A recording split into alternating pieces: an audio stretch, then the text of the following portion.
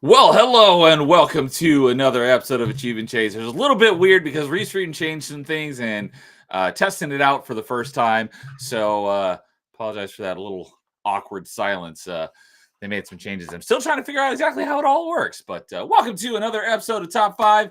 And no panel tonight. It's just going to be the two of us. No one said they wanted to join us, but that's okay because I've mentioned this on basically every stream I've been on, like our topic, and I've had people be like I would like to be on that one, but I can't even think of 5. And I was like, I said the same thing when Jason and I were talking about our topics a while back.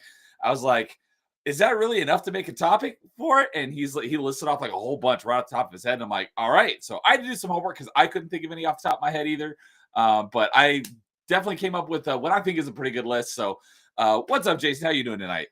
Not too bad. So the reference, so Neo's saying is if this top 5 sucks and you guys hate it, it's my fault. So that's pretty much what it comes down to.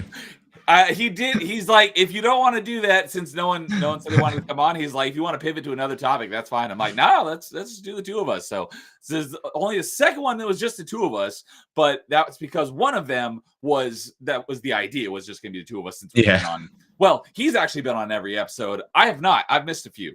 But we did one at the beginning of this year, just recapping some of our favorite moments from the first one. That was supposed to be just be the two of us. This is the first time where we just ended up being the two of us. But I think it'll be fun either way.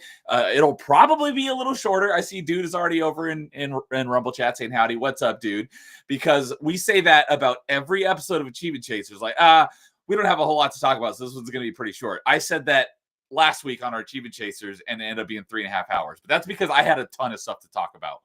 Dude's like, I don't have a whole lot to talk about, so I kind of made up for it because I had a ton. So it evened out. I think it's just that I have to say this not gonna be long because I think last 2 weeks ago, or last top 5, I said with only 3 of us and it's just about Pokemon, it won't be that long. And I think it was our fastest episode. So I think it's just if you say it goes long. If I say it goes for like 7 hours. Let's see here, because it was a little bit of a shorter, but it still wasn't like too no. Where is and again, last episode was kind of hard to be like, why do you like your Pokemon? It's like, because it's cute. And then you talk about it. Like, there's not much to like deep dive in about it. So it's like, yeah, I like this one because of this and this and this. All right, next one. So it was just under 2 hours. So yeah. Our top 5 party members was only a little over 2 hours. Mm-hmm. I thought for only being 3 of you guys and talking Pokemon, I thought that was actually pretty good. So yeah, I was not able to make it because I had real life stuff going on, and it worked out well because I'm not well versed in the Pokemon. I did discover like the night before that stream, some stream I was on, or not, I was on a video I watched had they took like this Pokemon quiz and they put the link to the website in their video. So I went to it, and I just, because I don't know like anything past Gen 1 except for the ones that have shown up in Smash Bros. So I just took a Gen 1 quiz, and I think I got like 115 out of 150. So that was pretty good. But other than that, I know very little about Pokemon. So I definitely could have come up with a top 5 list, but they probably would have all been Gen 1. That's what mine was. So you would have been right with me. But it worked out well to have the topic that I'm not too well versed on a week I wasn't able to make it. But let's see here. Dude saying, I just don't really pay attention to April Fool's joke news. Same here. I had to do some homework for this one because I couldn't think of 5 off the top of my head. But I started doing some homework, and I just went through. I watched a bunch of list videos of like not even top 5, just favorite video game April Fool's pranks, and I started writing stuff down, went to some forums, and as I usually do when I need to get some ideas for maybe to jog my memory of things I may have forgotten.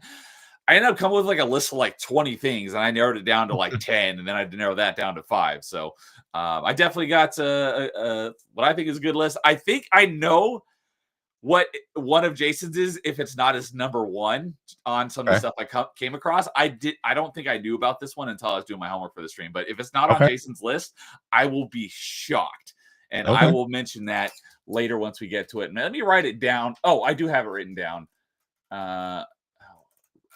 Scroll sideways. Not. It's annoying when some programs, when you hold shift and scroll, it'll scroll right and left, but other programs don't do that. Yeah, I do have it written down, so I shouldn't forget. But yeah, I had some fun doing some homework for this one. Yeah, like I was talking to you a little bit earlier today. I'm like, yeah, after doing all this stuff, I'm like, man, I came up like I have an idea for another show possibly, kind of thing by looking these up. So yeah, he messaged me earlier today, and when he said it, I was thinking just in my mind, I interpreted it as just another topic for top 5. But then when he told me what the idea was, I went back and looked at what he said, and he did say show, and I'm like, oh, like a whole new show, like this is top 5 doing a whole nother set of a whole nother show on this idea, and I'm like, that is an awesome idea. It is fantastic, and I love it. So I won't spoil it. I'll leave that to Jason since it was his idea. But I'm hoping he makes it come to fruition because that would be awesome. So, but yeah, dude says I wanted to join for Pokemon stream, but life changes happened that week. Yeah, it happens. He normally works from home, and he's been called in to work 3 days a week, and he's got quite a bit of a commute, so he's not doing quite as much streaming and panels and stuff lately. So, hopefully that's short-lived. But good to see you over there, dude. So, let's see here. Yeah, I did. So I don't know if you caught Party Chat last week. I caught a little bit of it. But in order to kind of get started for this topic, I made April Fool's video game day pranks one of the topics for Party Chat. Oh yeah. I could steal any, steal. Get a little bit more. Ideas. Yeah. I don't remember. I think I'm the only one who actually had an answer for it. Since I already used that one, I made that one of my honorable mentions. So I didn't reuse it. So I'll preface that. But yeah, so other than that, I don't think I have, because saying what was your like I normally like what's your favorite topics. What was your favorite one? It's like that's the whole point of this stream. So it'd be spoiling it if I asked any questions. So I guess we'll just go ahead and get on into it, and I'll let you kick it off as is per usual. Yeah. So that was one other thing I was going to say is since there's only 2 of us tonight, we're going to do it like the video game commercials episode where we're going to be showing visual aids if applicable. So I've got visual aids for each of mine. I don't know if you have them for all of yours. I have something for at least 4 out of 5, possibly all of them. Okay. Yeah, one of them's interesting. I'll explain that one when we get to that one. So, all right, well, go ahead and take it away. So my number 5, again, I guess I can bring into the show idea too. So a lot of these, I'm not into the April Fool stuff the way they are now with like the YouTube videos and everything like that. There are a couple of interesting ones and everything like that.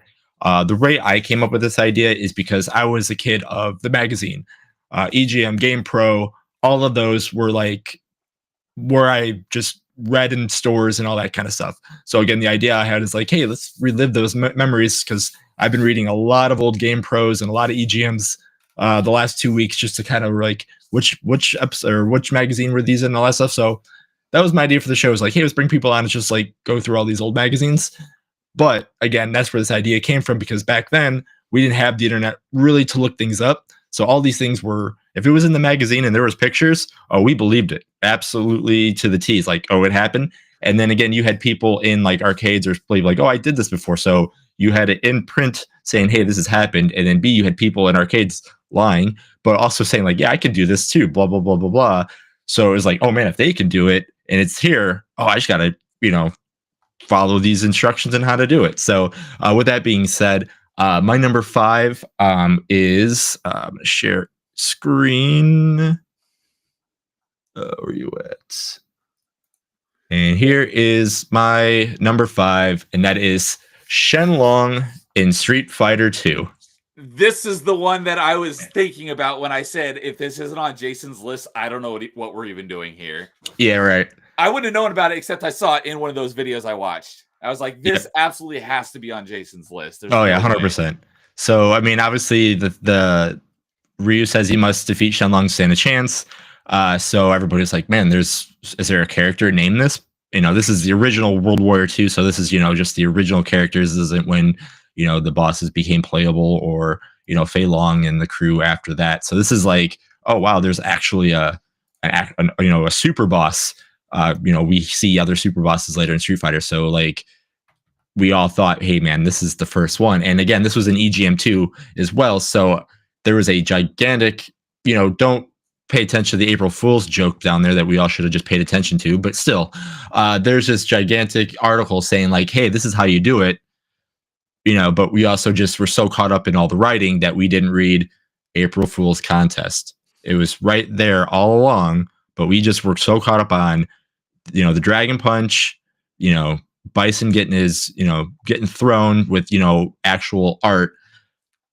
We just saw this. We're like, oh, it can happen. And then we had, friends say, yeah, I've done that before. And they were like, oh crap. All you got to do is just follow what they said. And yeah, it was a wildfire in arcades until, it wasn't a thing. Granted, this did have an effect later on in games, where it wasn't Shenlong, obviously, but, the Akuma, how do you get to there? So Akuma kind of came from this, but. So you cut out there for a little bit for me? Yeah. So you said that something came out of it. What was that? Yes. So Akuma, the Street Fighter character Akuma, they kind of took that idea and they put him in the games later on, but wasn't Shenlong to be like, but it was kind of like the idea of like how you can unlock an extra boss and everything. So a couple things about this. This is just what I saw in the videos when I was doing my homework for this. Is that they did add a character later on that looks almost exactly like him, but they gave him a different name. So yes and no. So in Street Fighter 4, they kind of have a character that looks like this. And then in Street Fighter 2, oh man, oh crap, I can see his face. Video, I don't remember what the name was, but if you said it, I might be like, yeah, that's the name. Give me a second. It's leaving my my brain right now. Interesting. I asked Jason a question. He doesn't know it off the top of his head. Oh man, I want to say it's Gen, but it's not Gen. It's something like that. Oh man. All right. I'll have to get back to that because I am blank. He wasn't that great of a character.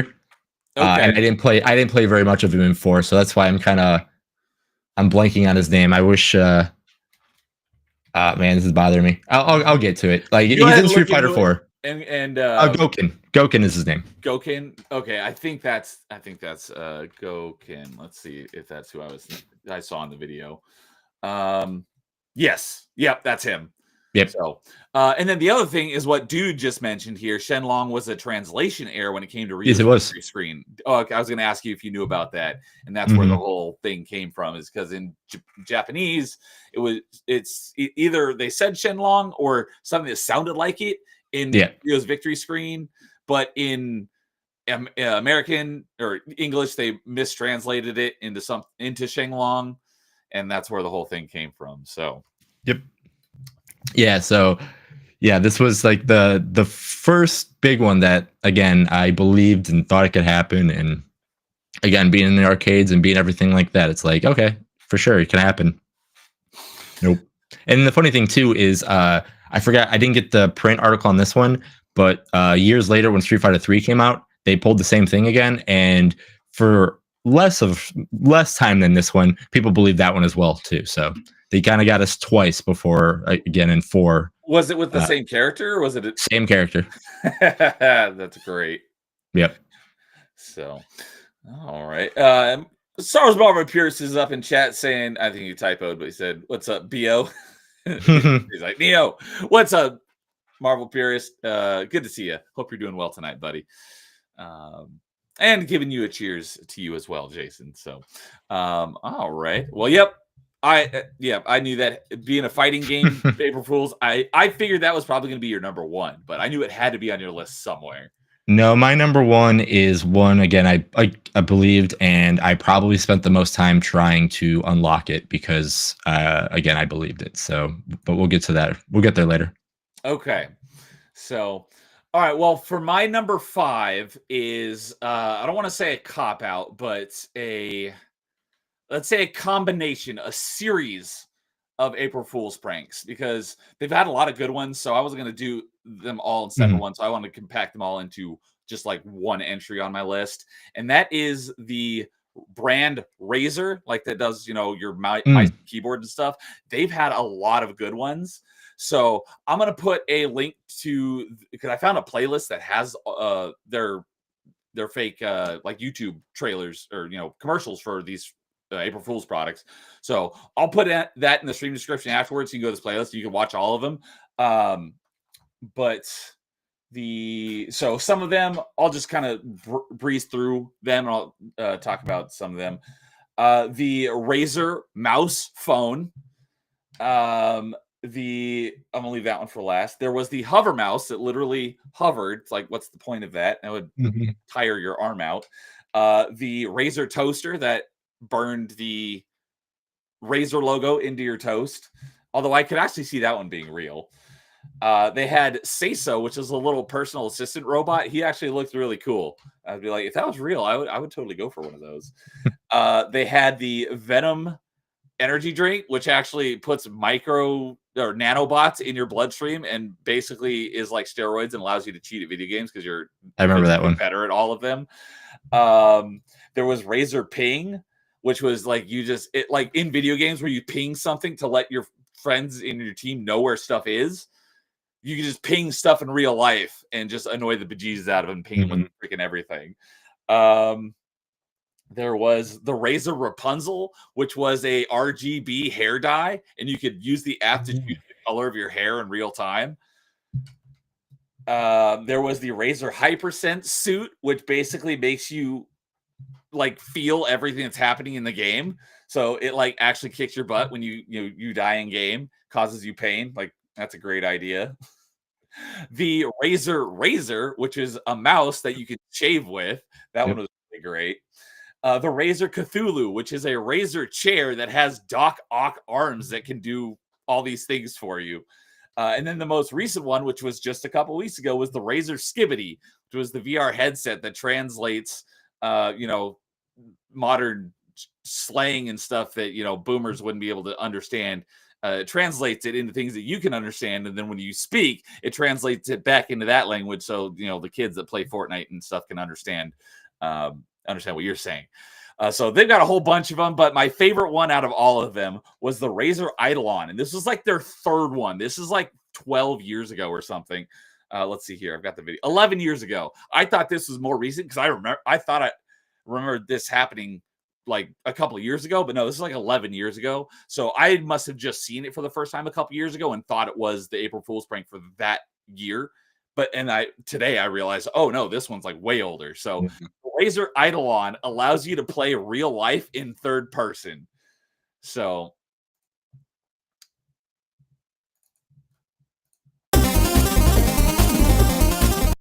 I forgot I have my sped up the times 2. Come on, let me freaking go back to time. Never. Oh my goodness. What are you freaking doing? Hurry up. I'm going to stop sharing and reshare. That's all right. Piece of crap. Oh, and then when I refresh. All right, let's try this again. Crap. Razer Eidolon. All right. Here.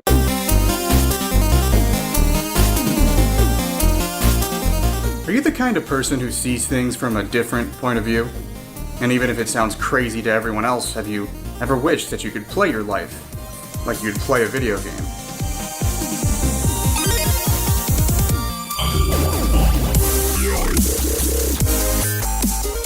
Well, now you can. Introducing the Razer Eidolon, the world's first wearable drone and UAV third-person camera. When you escape the boundaries of first person, you have a true out-of-body experience. See your world in cinematic third person. The Razer Eidolon follows you at preset configurations and seamlessly streams the footage from its built-in camera directly into your vision. Broaden your horizons with Nimbus mode, and you won't be lying when you say your mind is in the clouds. Eidolon, take selfie. Closer. Take picture. Your new perspective on life is in crisp HD 3D with the revolutionary membrane lens. These soft lenses are made with cutting-edge microcircuitry and intelligently switch between your natural perspective and third person.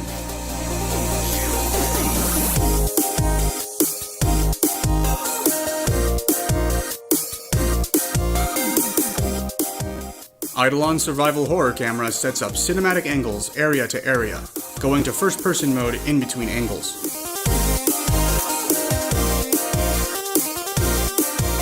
Dynamically frame your conversations and see what you look like to everyone else. Simply say, Eidolon, manual override, and assume full control using the unrivaled precision motion sensing technology of the wrist command module. Eidolon, return. It also acts as a charging dock for your drone unit while it's not in use. We're also testing out the viability of additional functionality, such as courier mode. Or attend meetings remotely with Eidolon Proxy. We're still developing this revolutionary platform, and we need your feedback. Tweet us and Instagram us with hashtag RazerDrone and let us know how you would use your Razer Eidolon.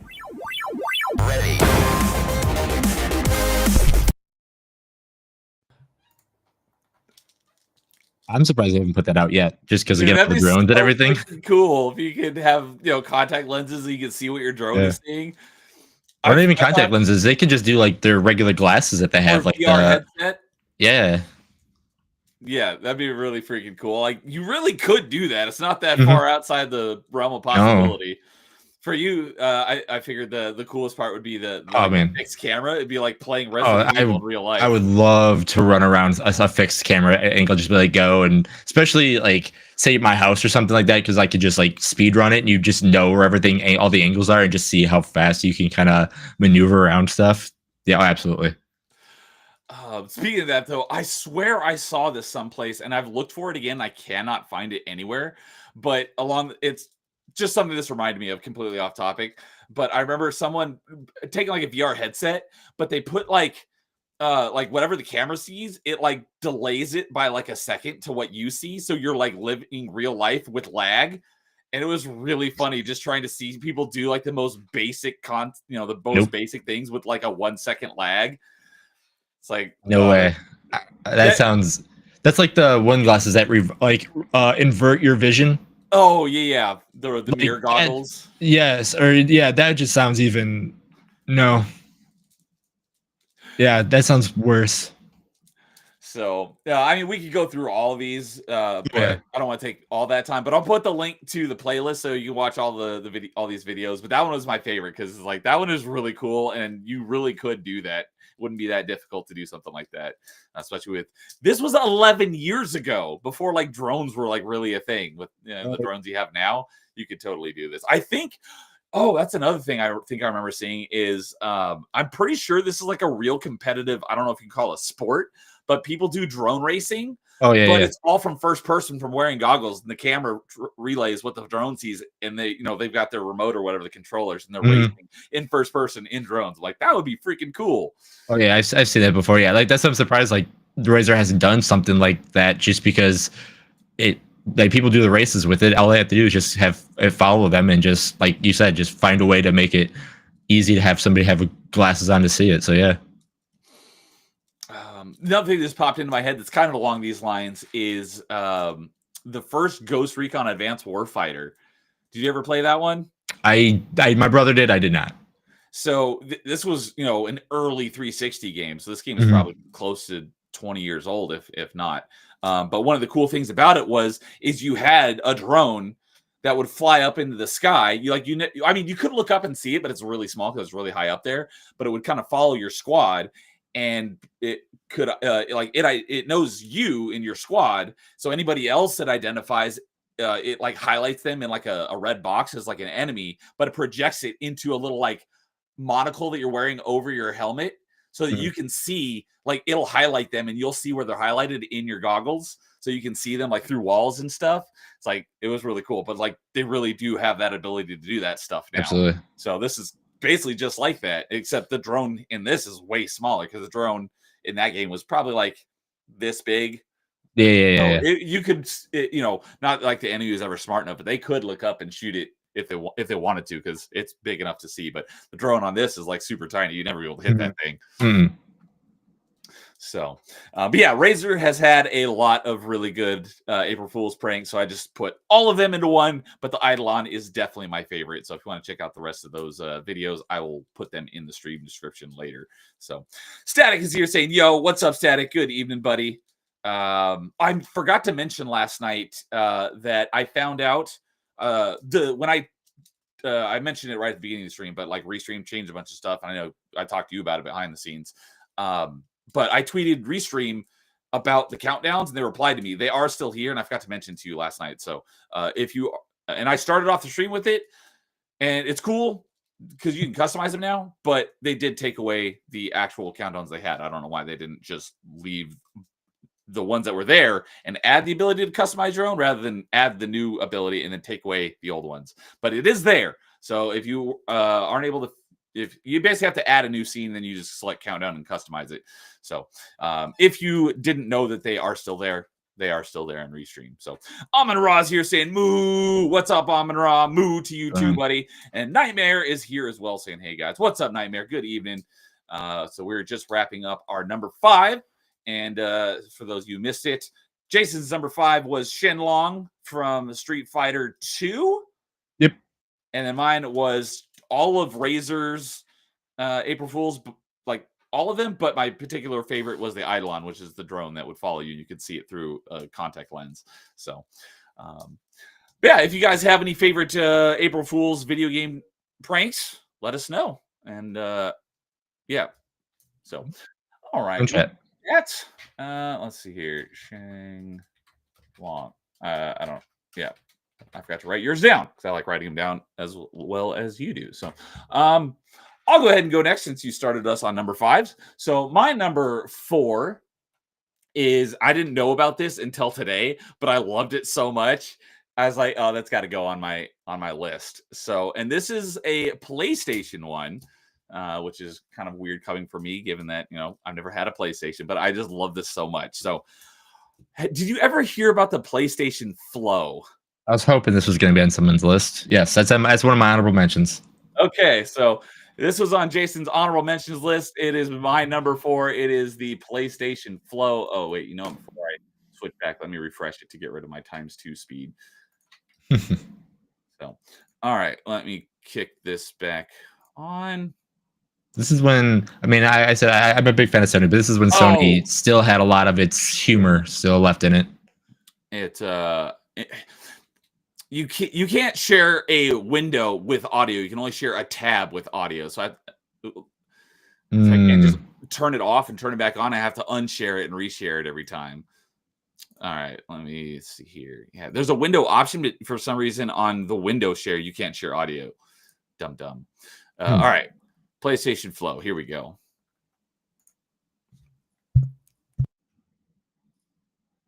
And technology. PlayStation really leads the way with innovative ideas and technology. Here at the Wearables Division, we're working on ways of bringing the PlayStation experience to all areas of your life. Building on the recent success of Remote Play and Share Play, and not to mention Project Morpheus, we're about to take gaming to a deeper level. Underwater environments in games like The Last of Us Remastered are more realistic than ever. To enhance the gameplay experience, we've developed an advanced new wearable technology, PlayStation Flow. We've created a new frontier for gameplay. We're taking gaming out of the living room and into the swimming pool. The sensors fit on your thighs and biceps. They're packed with technology that captures your every movement and sends real-time updates to your PS4 with game footage streaming directly to your PlayStation Flow goggles. When you get to a swimming environment in your game, Simply pause the game, sync your PlayStation Flow goggles, and grab your flow sensors. Then head to your nearest swimming pool and dive right back into the action. Your movement controls your game character, and with the waterproof earphones, you get a totally immersive experience. PlayStation have really taken the plunge. They've thrown themselves into the deep end with the Flow. We're entering new levels where immersion meets submersion. I'd call it supermersion. Oh my god! This is amazing! We also wanted to make sure you could get back to playing the game on your PS4 as quickly as possible. We've developed an incredible new way to dry yourself. It's a massive leap forward. The PlayStation Flow Body Dryer. It'll dry you in seconds. We're really excited about PlayStation Flow. Its potential to break through traditional gaming barriers is immense. You don't even have to be in a pool to experience it.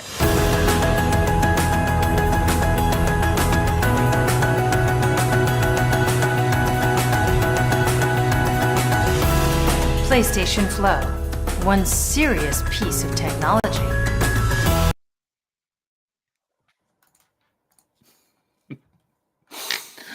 Oh, that was great. I was like, that is fantastic. So I was like, I gotta put that one on my list. So No.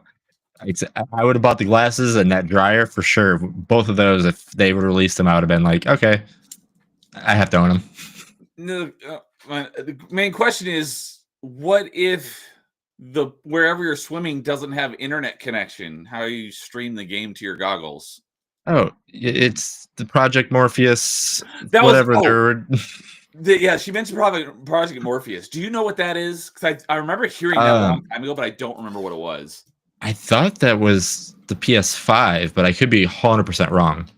All right, I'm gonna look that up here, and I'll get back to you in a moment about that. But yeah, when I first watched that one, because I didn't notice that it had the actual on the in-game section, it had the Last of Us logo in the bottom. I thought that was Uncharted until they mentioned Last of Us. I was like, and then I was like, oh, okay. I mean, I haven't played either game, so I was just going off what it looked like. But the thing I was thinking about is if you were using this, is obviously like when you play VR games, you usually set like, hey, this is my space. Mhm. And so the game knows where to, don't put stuff too far out because otherwise you'll run into your walls or, your couch or whatever. That wasn't a thing in here. So playing this game, you could just like swim into the wall and seriously hurt yourself. Mm-hmm. And actually, Project Morpheus was the VR system. I thought the VR system was out before. Oh, Project Morpheus was the code name for PSVR. Okay. But I thought VR was already out, so I did not know that. Yeah, okay. Yeah, I remember when she mentioned that when I was watching that video the first time. I was like, I'm gonna go check that out, and then I totally forgot until just now watching it again. Mm-hmm. But yeah, and then because the first time I saw this was in a video where they were talking about their favorites, and it didn't have the audio; it just had some clips from it. So I had to go and watch, pull up the video separately. The original video.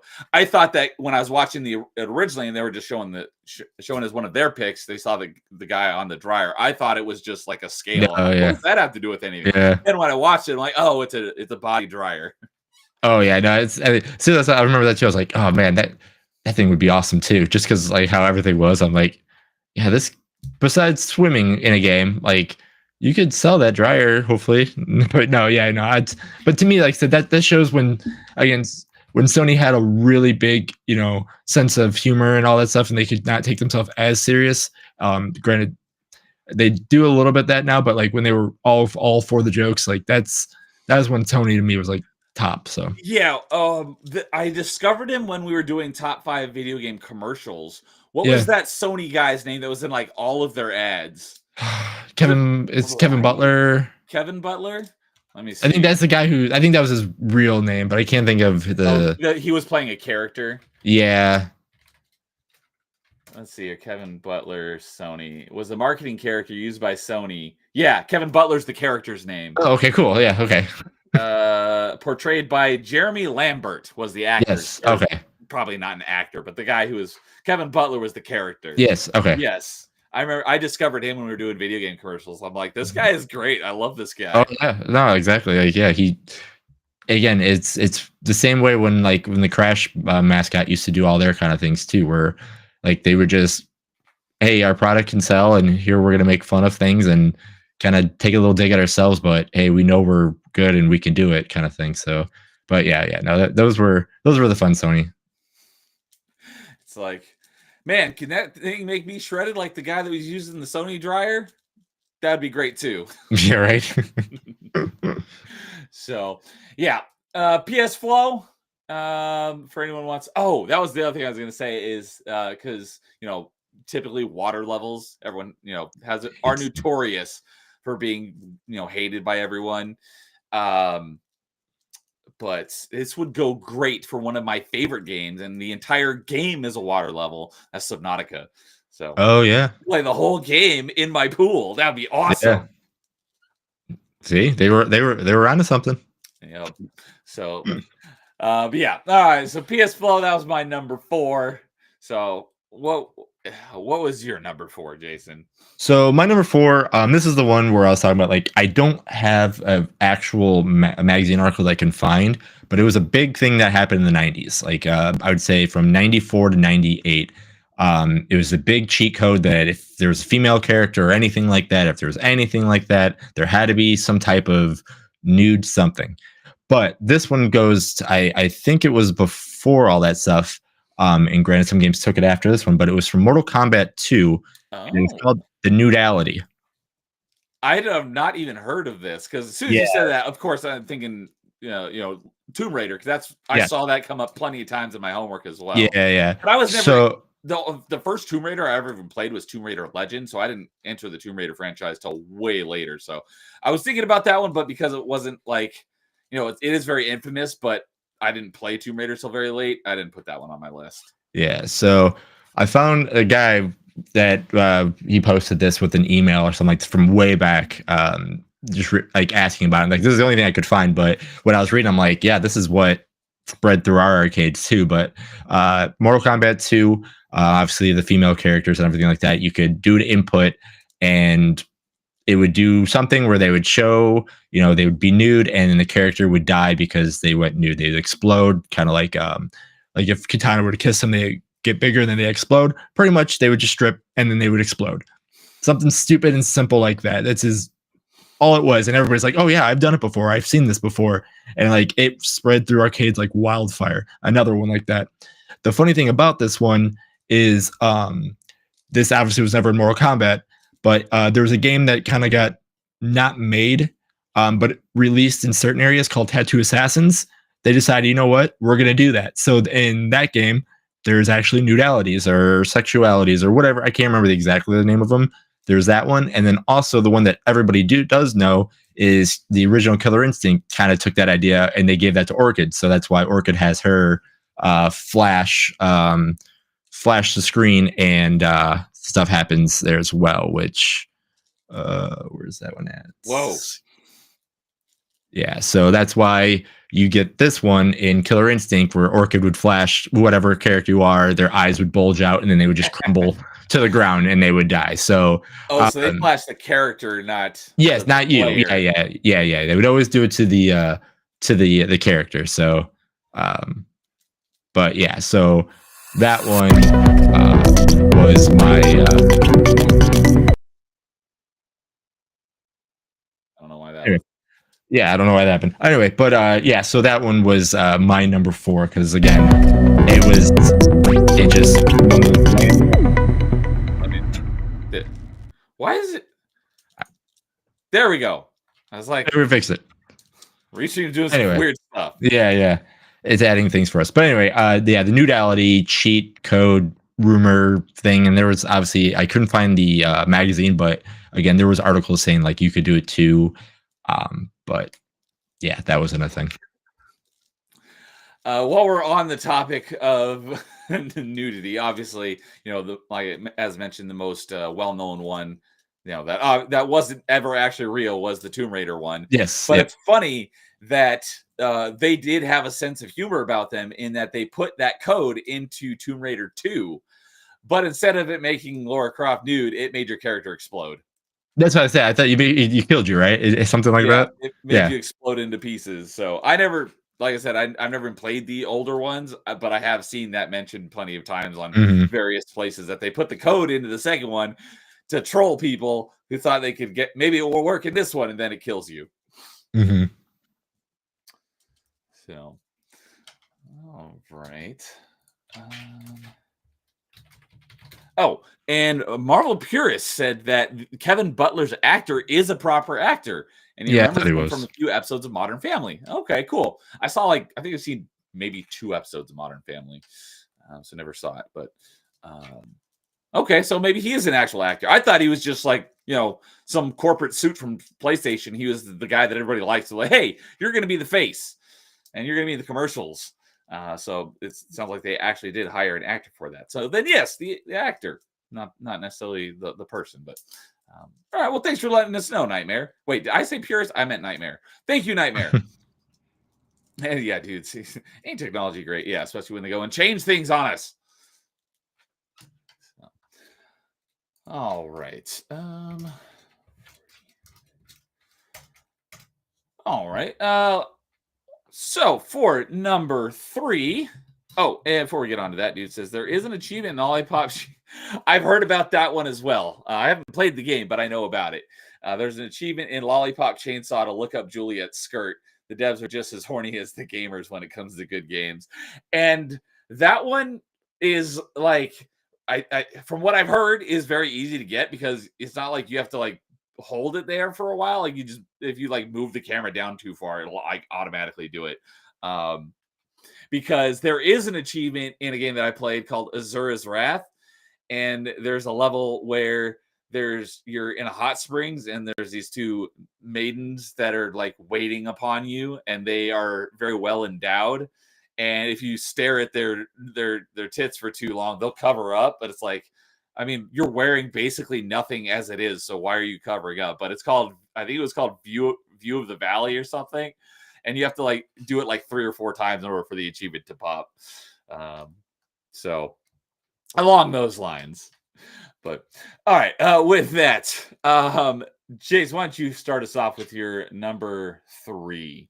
All right. So my number 3 is from the same game, but it's a kind of a combination of the two, where it fooled me once and it fooled me twice. So I think I talked about it 2 weeks ago on this one. So I'm going to go the first one quick, but the second one is the one that I really was hoping that was going to happen. So might as well share screen. All right. So this was again from another EGM 2. Again, as you can tell, EGM was one of my favorite magazines to read and everything like that. So the first part of it is, hey, there's a Mew underneath this truck in Pokemon. All you have to do is just get on the stupid boat and then die, and then you can move this truck because the boat won't sail away. So Mew was actually in Pokemon, though, wasn't it? Yes. There's certain ways to get it, but this was the trick that everybody thought you had to do. There was a lot of there was a glitch thing that you had to do to get it, but this was the original way that people said you had to do it. Is you had to push this truck with strength or swim across the water and something would happen. But obviously that wasn't a way. And again, spent quite a bit of time being like, what am I doing wrong? This wasn't a thing. This should work. Why isn't this not working? Please work, kind of thing. So yeah, that's part 1. But the one that got me the most. And you said that was from EGM, right? This was, EGM. Yep. Okay. And then this was the other one. This was from Expert Gamer. And this is the one that got me as well. Let me get the right one because this is the magazine. So this is so again, this is the thing I was doing. This is actually the magazine article that I had in. So again, nope, that's not it. Where are you at? Where are you at? There you are. Okay. Expert Gamer. Where are you at? There you are. Nightmare says that Nier Replicant also had an upskirt achievement too. So this. I saw this one when I was doing my homework. Yep, this was from Expert Gamer. This says hey, you can have Yoshi in Pokemon, and here's the way to do it. And literally, this was in this was obviously in April. So again, but April 99, issue 58, and it was in the cheat section. So this one didn't actually have April Fools or anything like that. It actually had other cheats and everything like that right next to it. But So yeah, so hey, it even further makes it seem like it's legit. yep. Because all these other codes are actual codes you could use on these games, right? I believe so. I believe so. Yes, because I'm just looking at the NFL Blitz codes, and some of those look familiar. Yeah, some of the I'm looking at the Blitz ones because again, I know a lot of Blitz codes, but yeah, the Blitz ones look familiar to me. But anyway, yeah. So there's your cheats on how to do it, and then there's again, if you had visual evidence, guess what? It was more likely to be happening. I mean, come on. Like, it shows what Dragonite is evolving into a Dragonite, but it's a Yoshi. So I'm like, it didn't even name the Yoshi. So it's like, okay, maybe it makes more sense because again, it's just a Dragonite. But yeah, so I was wondering about this one. Was the idea that it really is just a Dragonite, but the character model is a Yoshi, or does it have different stats than the? See, I took it as it just turns your Dragonite into Yoshi. Okay. So it evolves into Yoshi, but it's still just a Dragonite. So I'm like, oh, that makes sense. Everything's a 9s. So it's just like you reskin your Dragonite to being a Yoshi. And it's funny now that we have more than 1,000 Pokemon, so there actually isn't Pokemon number 999. Yeah, so Yoshi is technically the official 999. So whoever that is, it was Yoshi. Let's see here. I just Google Gimmighoul is number 999 apparently. According to my quick Google search. I don't even know what generation that is. So, but yeah, no, it's actually Yoshi's Pokemon number 999. So, yeah, okay, yeah, that, yeah, so I definitely saw that one in a bunch of stuff I watched, but since I was like, Pokemon's not really my thing, as mentioned earlier. I wasn't going to put that one on here, but it sounds like you were into Pokemon at the time, so that definitely tracks. Yeah, like especially like when it first came out, like I said, Gen 1, that's the Pokemon I played a lot. So I mean, I played a lot of that, and thanks for my Game Shark, I had I got to do all these crazy things because I mean, Game Shark, you just put a code in there, and next you know you're catching all 150 Pokemon in one game, kind of thing. So, yeah, but. Yeah, I had a Game Shark for Game Boy Color, although it probably worked for Game Boy as well. I never had a Game Boy though, so I don't know. And I also had a Game Shark for N64. Fun stuff, but yeah, when you pulled up the page with all the cheat codes and stuff, I remember the good old days of cheat codes in games. For the most part, that's pretty much gone. There are some games that implement them, but not enough of them. Nope. So. And dude says you could also trade a Pokemon with the move Cut from another game to not have the boat sail away. I don't really know exactly what that means, but yeah, it's an ability. Dude knows his Pokemon stuff. Yeah, it's an ability. So I didn't know that. All right.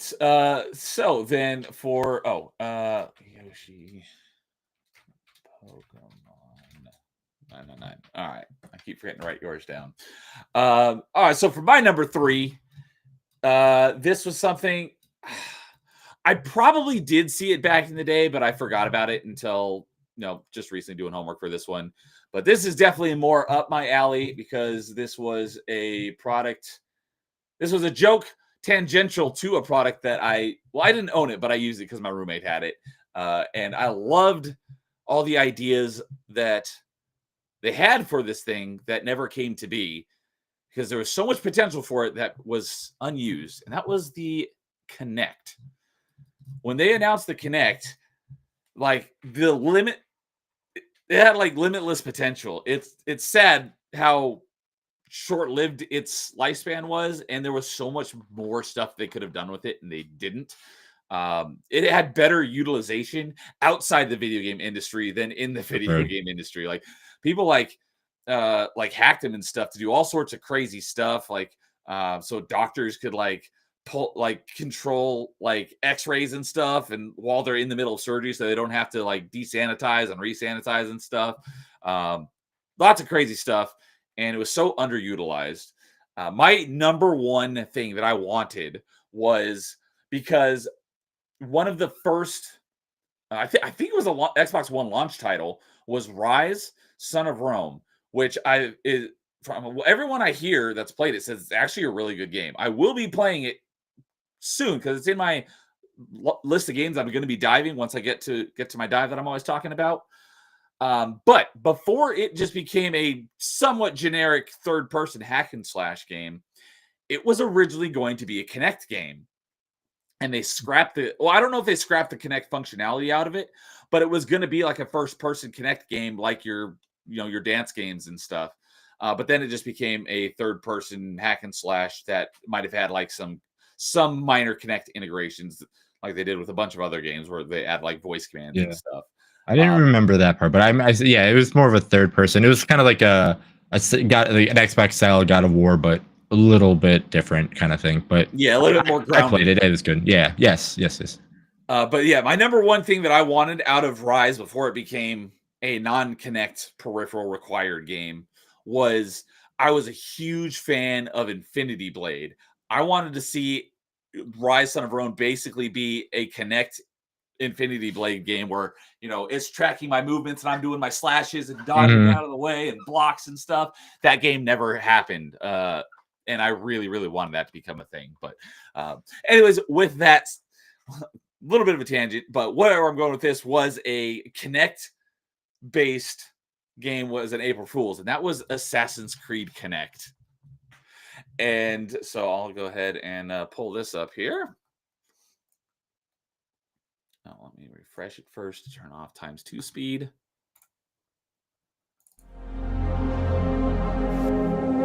The truth sought by the assassins who came before me is still hidden. And their enemies still breathe.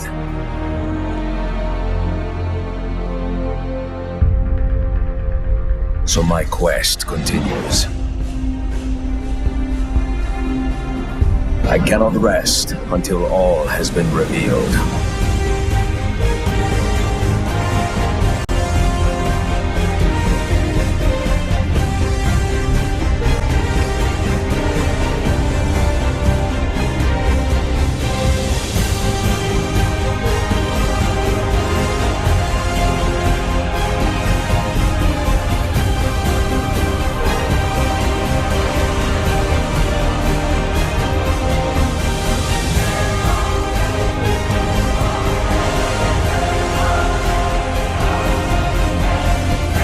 Got to be a ninja to use it.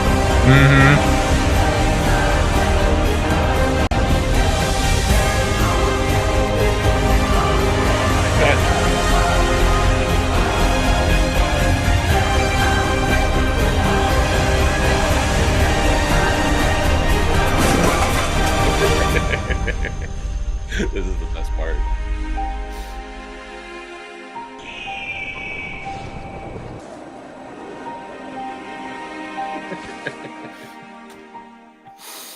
Assassin's Creed for Microsoft Kinect. Available in stores whenever somebody actually makes it, which they probably won't because we just made it up. Also available for Wii. It's like, I would love to try that.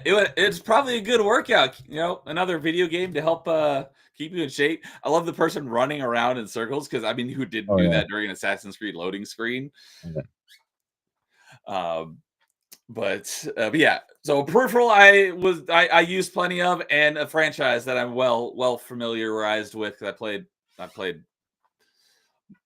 in their entirety. I played a large chunk of them. I'm still a little behind. I haven't gone through the rebooted ones where they turned them into giant RPGs, but I played a lot of the Assassin's Creed franchise, so I love that one. I would love to try that one. And it was great. Flipping out your Wiimote. Oh yeah, that was my favorite. The Wii hidden blades. But yeah, they kind of like do like ninja flips and stuff. It's like, that's great. Like, someone's gonna seriously hurt themselves. Oh, whatever. Yeah. Yeah. But yeah, so the Assassin's Creed Kinect, that would have been fun. And so yeah. Snap Rai is here saying, how's it going? What's up, Snap? I'll be talking to him on Thursday night for open mic. Good to see you. Dudes in Rise for the Goon. The Kinect, just another thing that the Nintendo Switch 2 is copying from PlayStation and Xbox to disastrous degree. Doug Bowser is even mimicking Don Matrick. Yes. Yeah, we have a product for those of you who can't afford it. It's called the 360. I mean, the Switch 1. Yeah, for real. Oh, Snap's saying the audio is blown. Oops. Sorry about that. But yeah, I'll put the links to all of these videos in the stream description afterward if you want to check them out. So yeah, Nightmare says I can relate to the circle running. I mean, everyone did that during the loading screen because nothing else to do in the loading screen, just run around in circles. So lowest expectations here. What's up, Lois? Saying hello there. What's up? So, all right. So did you play? Have you played much of the Assassin's Creed franchise? I've not. I played a little bit of the Black Flag, but not much of it to say like I've actually played.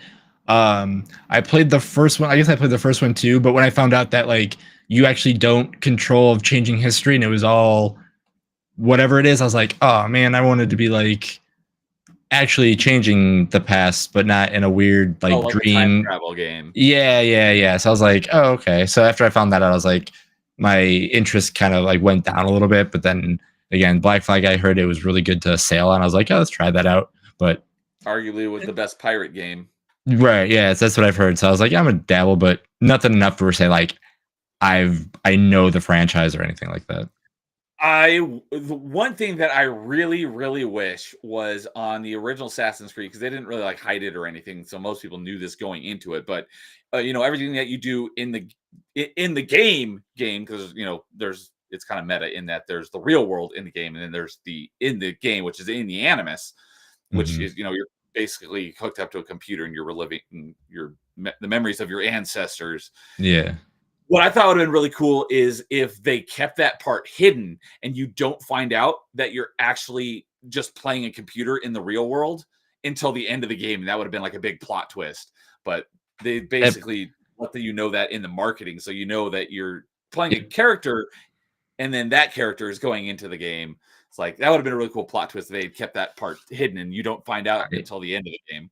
I would have probably finished the first one if that was the case, because I'd be like, oh wow, I'm actually doing this stuff, like kind of thing. I'm actually changing whatever's going on, and then at the end you wake up, you're like, oh, like I would have been a little bit more disappointed, but at least they would have got me to finish the first one. So,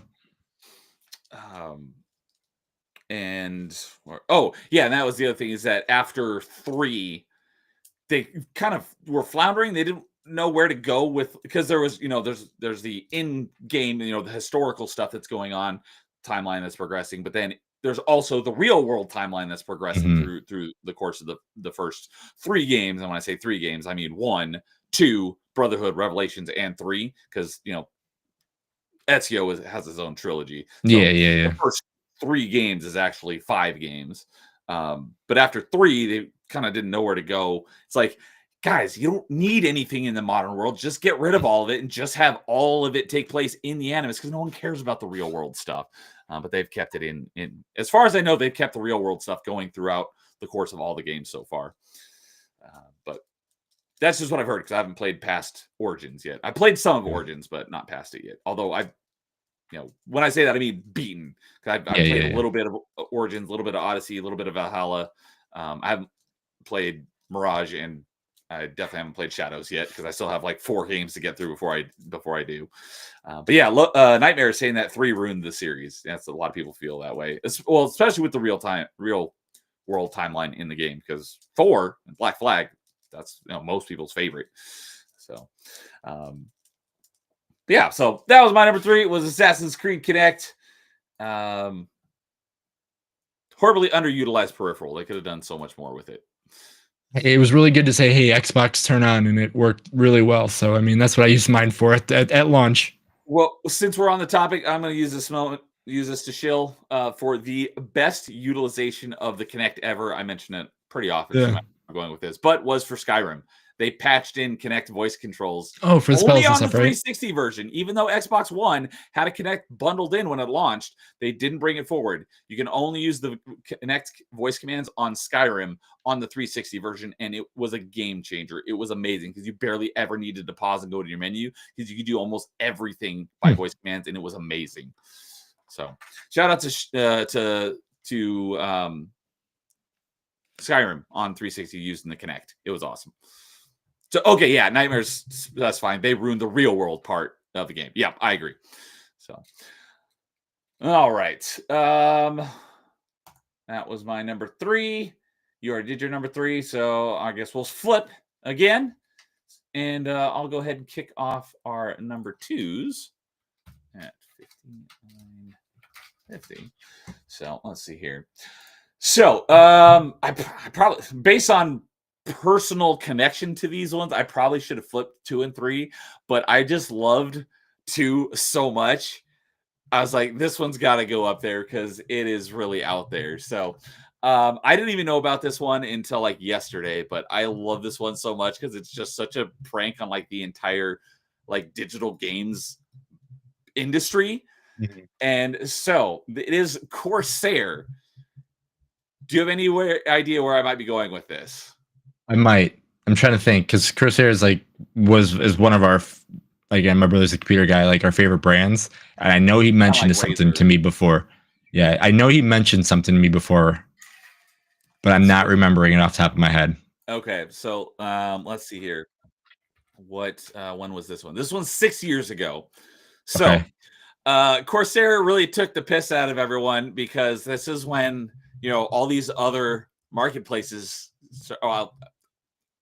I am saying anecdotally because I didn't really get heavily into decently into PC gaming. Like I was in it back in when I built my first PC in high school 20 years ago.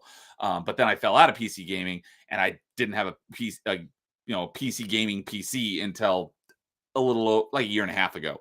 So, but you know, a bunch of these other game, platforms besides Steam wanted to start competing, and so all these other, platforms started popping up, like your Epic, your GOG. You got all these other ones. So Corsair kind of made fun of all of them in one fell swoop, and that was the Corsair Game Launcher. Oh yes. Yes. This is great.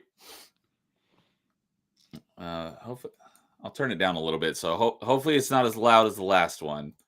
We at Corsair believe that things should work better together, but one thing that's never worked well together are game launchers. Normally, a PC gamer would have to install a dozen different game launchers just to play the games they love. That's why we at Corsair are proud to introduce a legendary new step in game launching technology. We call it the Corsair Game Launcher Launcher.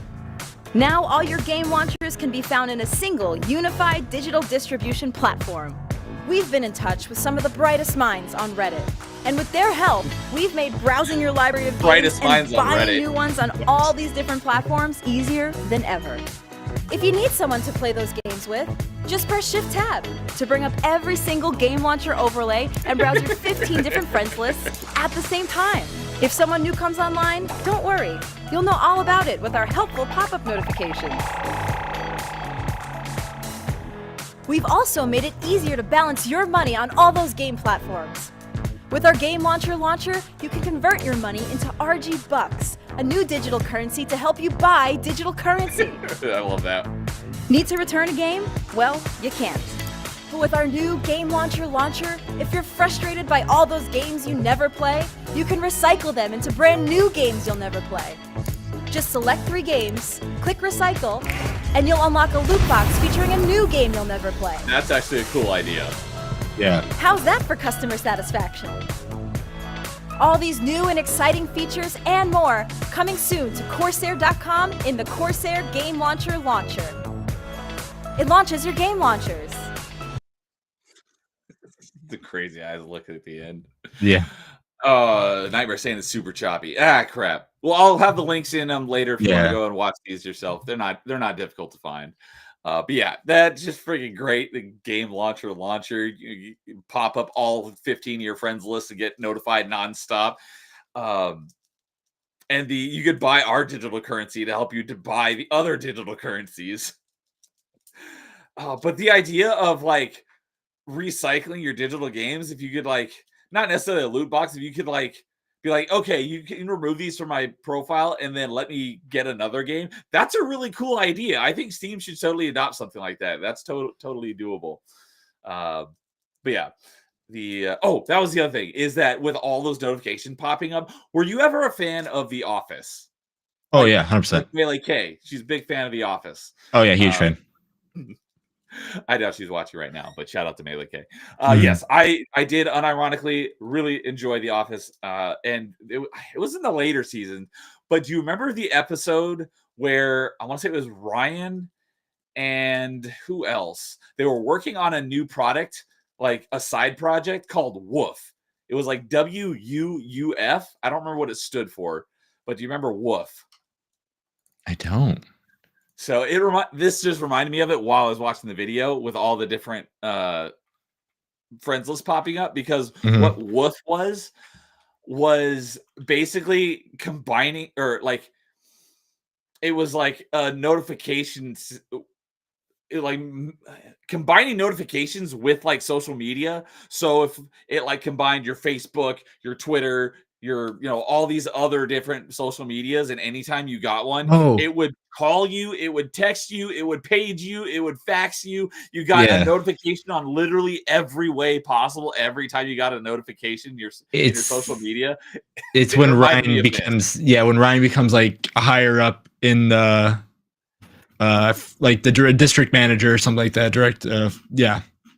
So that just reminded me of that episode of The Office. Yeah, Nightmare says Office was okay. Office was great, but I preferred Parks and Rec. I watched the first season of Parks and Rec because everyone's like, "Oh, if you like The Office, you'll love Parks and Rec." I watched the first season. I'm like, it was different to me. And I'd only seen like the first season for like years, like a decade, and then I finally sat down and watched the whole show, and I fell in love with it. I love them. I'd say I like Office more, but I do love both of them absolutely.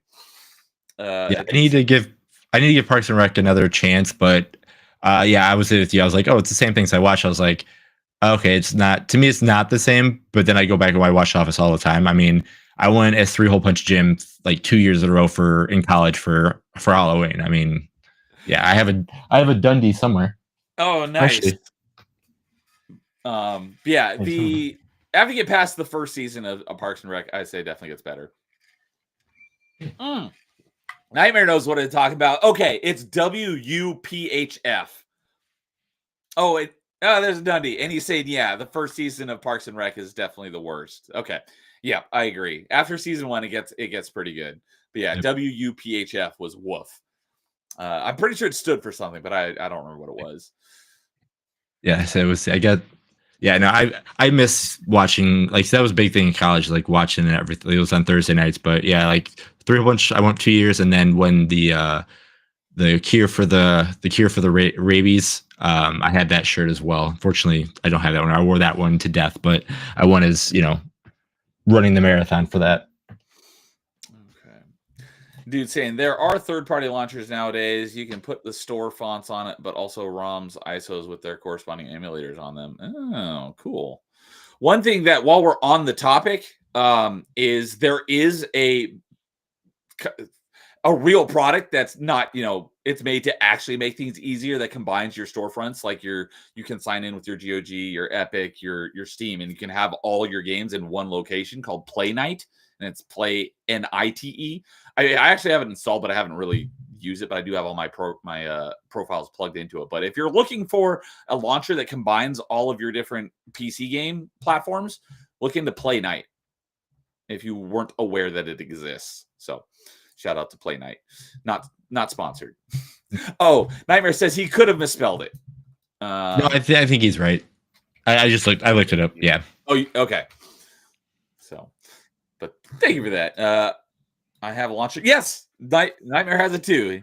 It's probably because of the delay, but he's like, I have the launcher called PlayNite. I do as well, and it combines them all in one convenient place. So, all right. And the dude says, I have to use the Heroic launcher on Linux to get GOG games to have the Chivos working. I've not heard of Heroic, but he does PCing on hard mode because he does everything on Linux. So, all right, Jason, what about you? What you got for your number 2? So my number 2, half of it came true. I still rather have the other half come true, but we get what we get. But mine is Super Smash Brothers, Oh, Melee. Sonic and Melee. Sonic and Tails. Oh yeah, and Melee. Tails. I forgot about that. Oh man, as soon as I saw Tails and Melee, I was like, I gotta get this. Like Sonic, that's cool, but Tails is, Miles is the man. So like, we gotta get. You like Tails more than Sonic. I'm a huge Tails fan. Yes. Okay. Oh, you know what? Let's see here. When we did top 5 we did not sidekicks. What was it called? I think Tails was on your list of. Yeah, I'll figure it out. But go ahead and continue. But yeah, so when I saw this, Dreamcast and all that stuff, and I was like I had, we were playing Smash Brothers Melee all the time. CK, I do like this game, not as much as Ultimate, but again, I do like this game too. But anyway, I play this game so much, and again, trying to get this unlocked and having a bunch of friends come over to try to help get this unlocked and not being able to do it and realizing, nope, it won't be until the next one on the Wii where you get Sonic. But man, I'm still waiting for Tails, and that's pretty much it. But yeah, and again, this right here in a magazine, I believe it was a Nintendo Power, if I'm not mistaken, as well, that did this. So, but yeah, a Nintendo Power lying to you and giving you all this stuff. Who would think Nintendo would do that to you, especially in their magazines?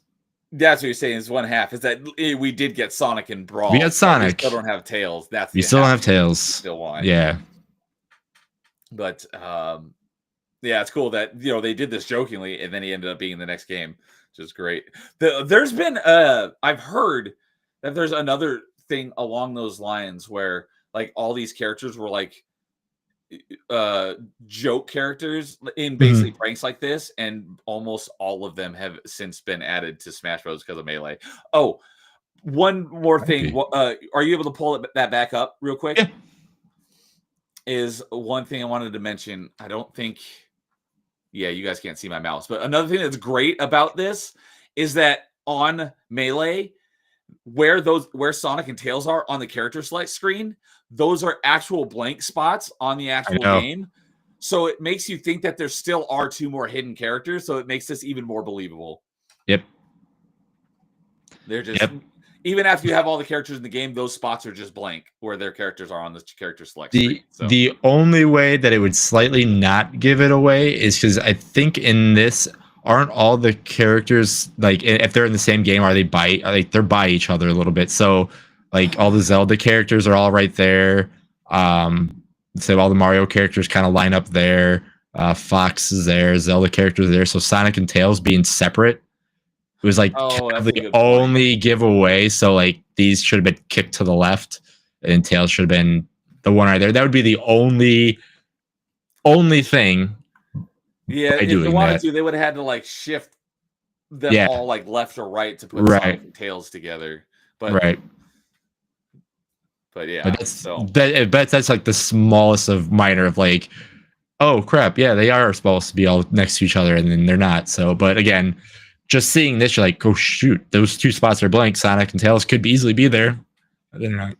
Yeah. So, yeah, dude saying I would have been surprised if Sonic being in Melee wasn't on somebody's list. Yeah. So Nightmare says, and Knuckles. Was there ever? Well, I mean, I'm assuming he just wished that Knuckles was in the game. Was there ever a? Yeah, I don't ever remember Knuckles was going to be in it. Not that I never remember heard anything about Knuckles. Yeah. So, but yeah, that would be cool too. You know what we really need in the next Smash? More Fire Emblem characters. Although after playing Ultimate, I do like almost all of the Fire Emblem characters. They're some of my favorites. So it's like, bash on it, but I really like the Fire Emblem characters. Oh yeah. And again, I make fun of dudes with swords, but I play with Cloud and Sephiroth. So I mean, yeah. It's just funny how much of the like percentage of the roster is taken up by Fire Emblem characters, more than like first party Nintendo characters almost. So hey, Forking Around is here saying, hey, what's up, Forking Around? Good to see you again. Hope you're doing well tonight. And dude says Knuckles was almost in Project M, the fan mod of Brawl. I did play that. I didn't like it because I actually just booted up my copy. I booted up my Smash Smash Melee today to check some of my stats, because what was the reason? It was one of these videos I was watching. Oh, That's why. One of the videos said that one of the Smash, I don't remember what outlet said this, but in one of the videos I watched, somebody said something about unlocking something in Smash Melee. It might have been Sonic. And the secret to doing it was beating 20 enemies in Cruel Melee. And I was like, heck, I swear I've done that. So I went and booted up Melee to go see my highest kill. Like cumulatively over all my characters, I have 25 Cruel Melee kills. But so I do not have 20 with one character. So, but I was like, I thought I had 20 with one character, but I went and looked. I was not. My highest Cruel Melee kill count with a single character was Pikachu with 7. So that's why I went and looked it up. And so I went and looked at some of the stats because you can see how many times you've killed. It's got the grid with how many times you've killed this character and how many times you've killed with this character and how many you've killed with each one. My number one, unsurprisingly, with Melee was my most kills with Roy. He was my main, so that makes sense. Roy's your boy. I knew I liked Ganondorf, but I didn't realize that he was my second most KOs was Ganondorf. But the thing I didn't like about Project M is they nerfed the crap out of his Warlock Punch. I think it wasn't even in there. I played it like once, and since Ganondorf, I liked him so much, they nerfed him so bad. I think I played Project M one time and that was it. So apparently it's supposed to be more competitive than default Melee, but it didn't feel like it to me. But I'm not, a sweaty at Melee. I just played it because I like Smash Bros. And I'm not big into fighting games. So, cool. I did not know that Knuckles was almost in Project M. Nightmare says, I just want Waluigi. Doesn't everyone? That was probably everyone's most requested character for Smash Ultimate, and they never got their Waluigi. Dude says, Fire Emblem is first-party Nintendo property. Oh, I did not know that because I don't know JRPGs. Unsurprising. Okay. Forkin says, it is confirmed that they are making another Smash. I thought Ultimate was the last one. I mean, I wouldn't be surprised if they make another one, but they have not said a single word about another Smash Bros. So anything you hear is all conjecture and rumor at this point. Let's say he said he was going to be done making games, and now he's making Kirby Air Rides. So I mean, who knows? Who is he? Oh man, my brain's not working. Of Smash? Yeah. Okay. Is it Sakurai? Yes, thank you. Okay. I've heard that name, but I don't know. I know he's someone with Nintendo, but I don't know who what he does in Nintendo. So Sakurai is the guy who's in charge of Smash. Yeah, and he said he was done making games, and then he came out of retirement, and he said he's making Kirby Air Riders.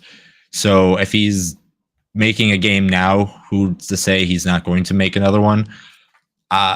Granted, I don't think they need to make another one. I think they just need to find a way to make Ultimate for the Switch too, and just bring everybody in and not have to pay the extra fees to get those characters. And then it'd be like, hey, we're just going to add more people because that's what I was just thinking as you were saying. It's like, just don't make another Smash Ultimate, just keep adding to it, which is exactly what Among Us, they were planning an Among Us 2 and they scrapped it to just keep making Among Us better. Or it was Among Us, or maybe it was the other one. Among Us is the one with the little cute, colorful alien. Yeah. You were trying to do objectives, right? Yep. Yeah. They're like, you know what? We're not going to do a second one. We're just going to keep making the first one better.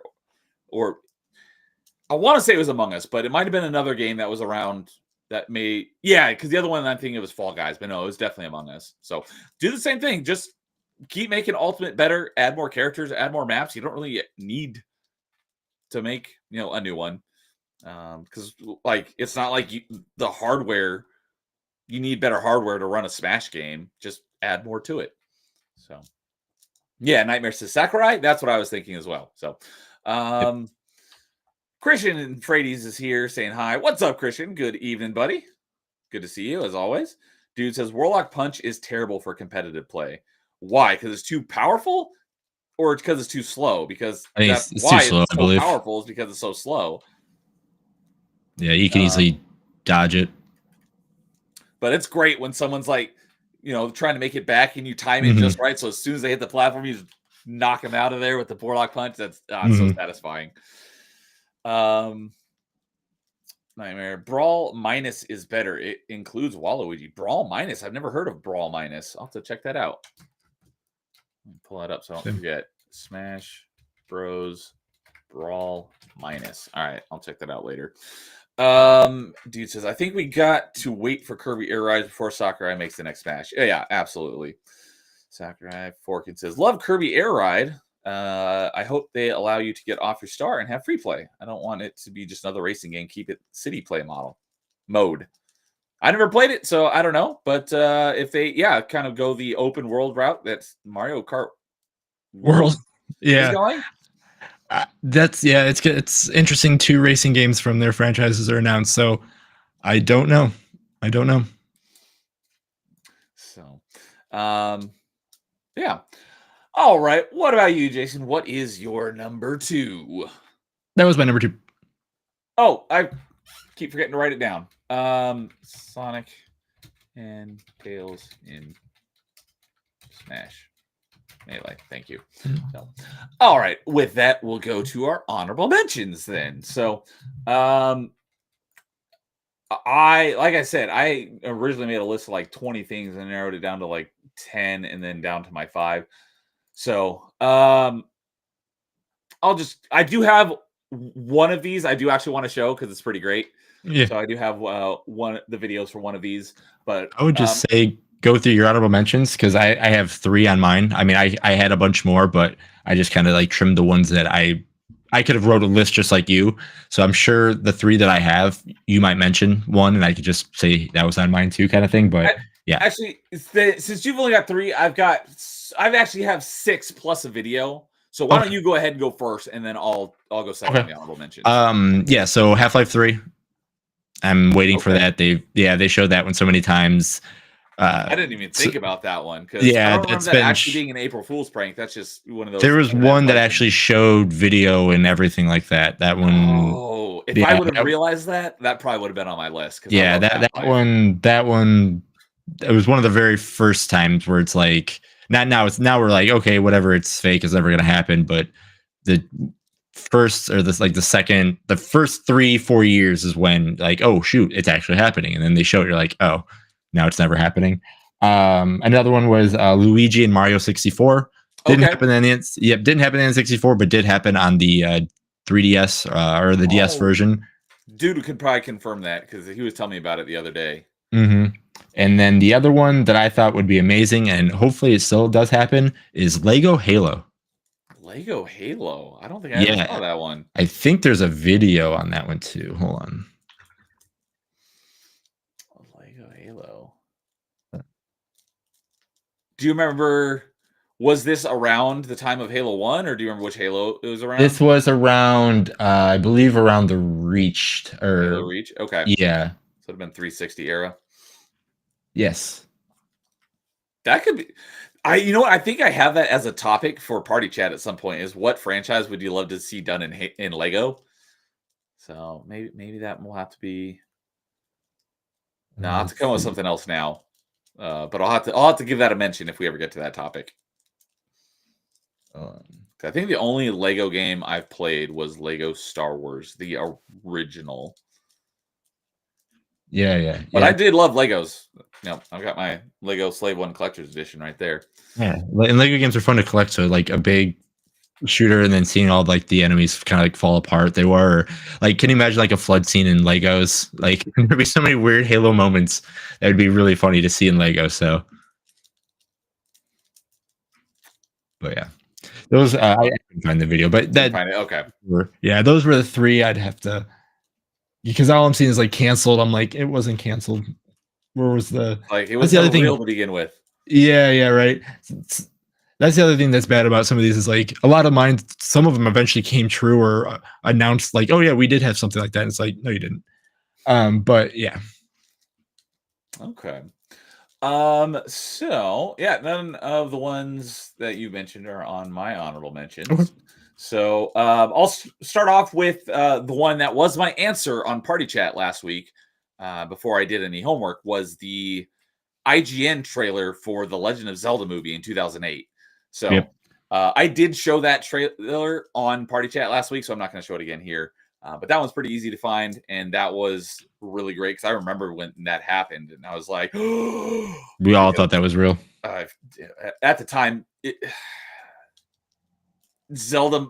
If you were to ask me like, what's my favorite franchise of all time at the time, Zelda might have been my answer. But yeah, the IGN April Fool's prank, the Zelda movie was fantastic. So a couple others that I came across while doing some homework for this was actually there's been a number of April Fool's pranks for this game.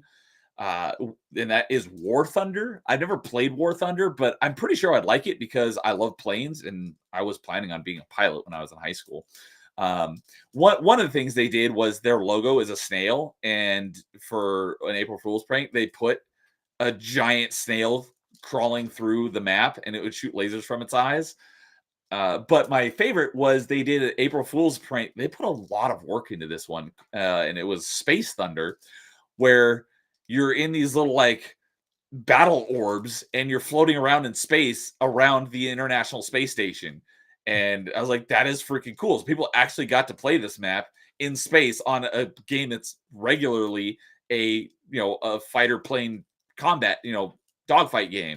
So that was really cool. I was like, I would have loved to have played that. They actually, completely off topic, but there is a game, I don't know if it's come out yet, but is basically that idea, where it's basically Call of Duty in space, but not like on space station stuff. It's like actually in space. You're astronauts with like not jetpacks, but maneuvering thrusters, and you're flying around in space and stuff and shooting each other with guns. I forgot what it's called, but I remember seeing it. I'd have to look into it to find if that game ever came out. But that is a real game. But they basically did this for like an April Fool's prank. It was a very short time mode in War Thunder. So another one that I wasn't huge into this game, but it is a great game and it's on my list to play again. That is Titanfall 2. There was an April Fool's prank where Optimus Prime was going to be in it as one of the Titans. And I freaking love Transformers. Although Beast Wars were really my thing because that was more my era. Transformers were a little bit before me. But either way, I love Transformers. And I played with the Transformers toys. Those were my favorite toys as a kid, were the Transformers. So having Optimus Prime in Titanfall 2 would have been freaking dope. Obviously, that didn't actually happen. Another one was a game. I've heard of this game. I've never played it or ever seen anyone actually play it, but there's a game called House Flipper where it's like a simulator game where you take crappy houses and, you make them in, you build them up and make them good and then sell them, just like people do in real life. They did in April Fool's where in the game House Flipper, there was a VR headset that you could actually wear on your character and play VR games in the game. It's like super meta. But you would play VR games as your character in the House Flipper game. I'm like, that's freaking crazy. So I want to give a shout out to House Flipper for putting a VR headset in their game that you could actually use to play things in the VR headset in the game. Yeah, that's like taking like when you play like Shenmue or any of like the other games and you go to the arcade and you're spending hours and hours of your character in game at the arcades playing the old arcade games that you're used to playing, and you're like, man, I should be playing the story, but you're in there for about 4 hours playing, the hang on or super hang on for the, for a couple hours, and you go to Virtual Fighter and you're like, I'm just gonna play this for a little bit instead of then do your thing. That is a perfect analogy, even though I know that's a thing. I've never played the Shenmue games, but yeah. I know that there's a lot of like just mundane side stuff you can do in the game, so that perfectly lines up. Along those lines, I haven't played it, but I actually heard it's pretty good, and it's a pretty recent game. I think it's still on Game Pass, called Arcade Paradise, where you manage an arcade. Well, technically you're managing a laundromat, but you use the money you make to build up your arcade, which is on the other side of the wall. And they've made like you can play all the arcade machines in this, but they're all made up games. They're not like Frogger and Asteroids. They're actual made up arcade games in the game, and I've heard they're actually pretty good. So shout out to Arcade Paradise for building a bunch of arcade games in their game that aren't real arcade games. And then the last one I have here I have one more, but I'm going to show the video for that. But the last one I'm just going to shout out is Totally Accurate Battle Simulator, which I've never played, but I do know of it. And these guys did, I don't know, the opposite And so what they did was they released a bug DLC that instead of taking bugs out of the game, they added bugs into the game to make it more comical and just crazy. And like they released like actual patch notes, like balloons are too heavy. So instead of balloons floating, they like fall to the ground, or gravity is too strong, and and so it's low gravity. All sorts of crazy, ridiculous stuff to make the game more wacky and entertaining. So that was really great that they made a DLC of the stuff that normally you would patch out of a game, they patched into the game. So that was really clever for totally accurate battle simulator. So, and then the last one I have here is another video. All right, it's already at ×1, and this is it's funny. Not one of my earlier mentions on my list, but second time we're mentioning this game, and this is an April Fool's for Skyrim. Played, and you don't play it, with a Kinect. You don't play with a controller. You play it with Alexa.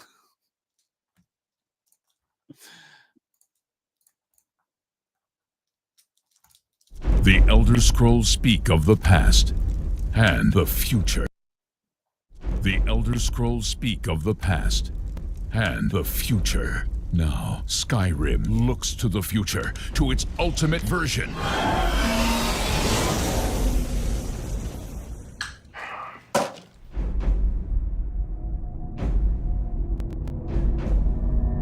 Alexa, play Skyrim.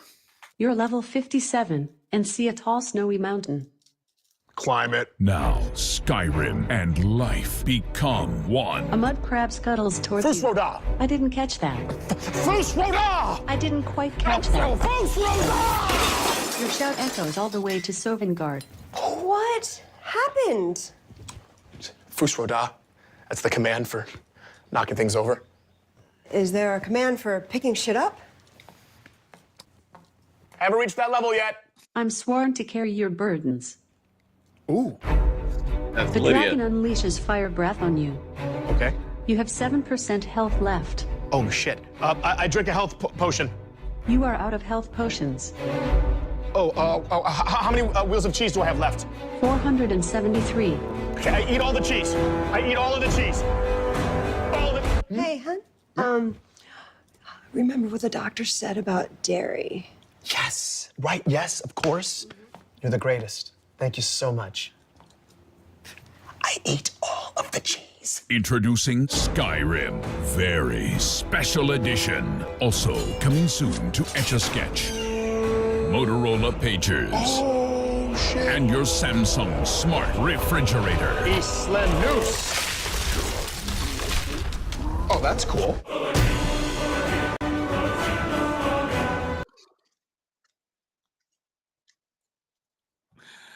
So I would actually love to play that. Basically, play Skyrim as like a text adventure.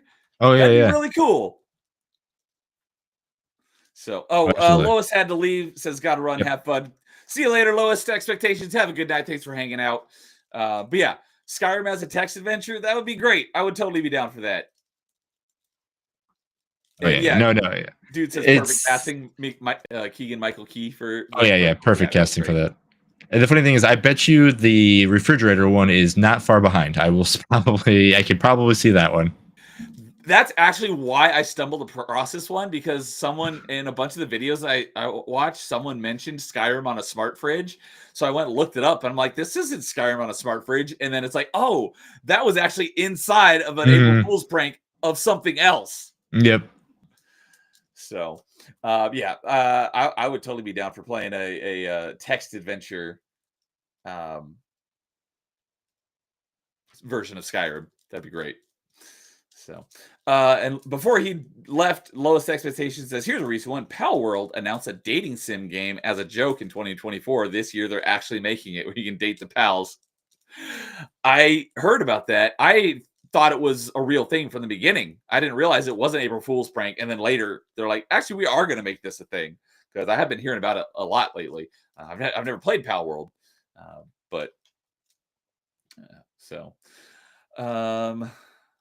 all right.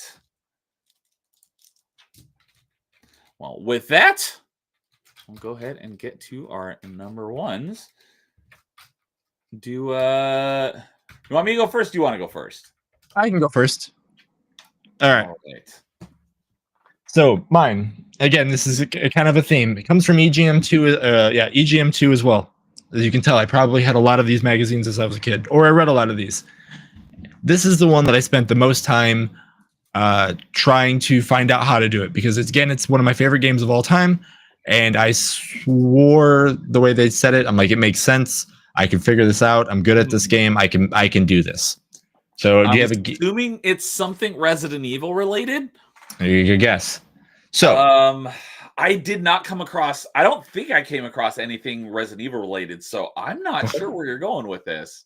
So the closest thing I would say is Tofu, but that's actually in the game. That's actually in the game. Yep, absolutely. That's actually in the game. So this one, the funny thing about this one, it's coming about a year ago next month. Somebody actually modded it and made it so it's actual playable now, the way it was supposed to be back then. So I've actually played this again.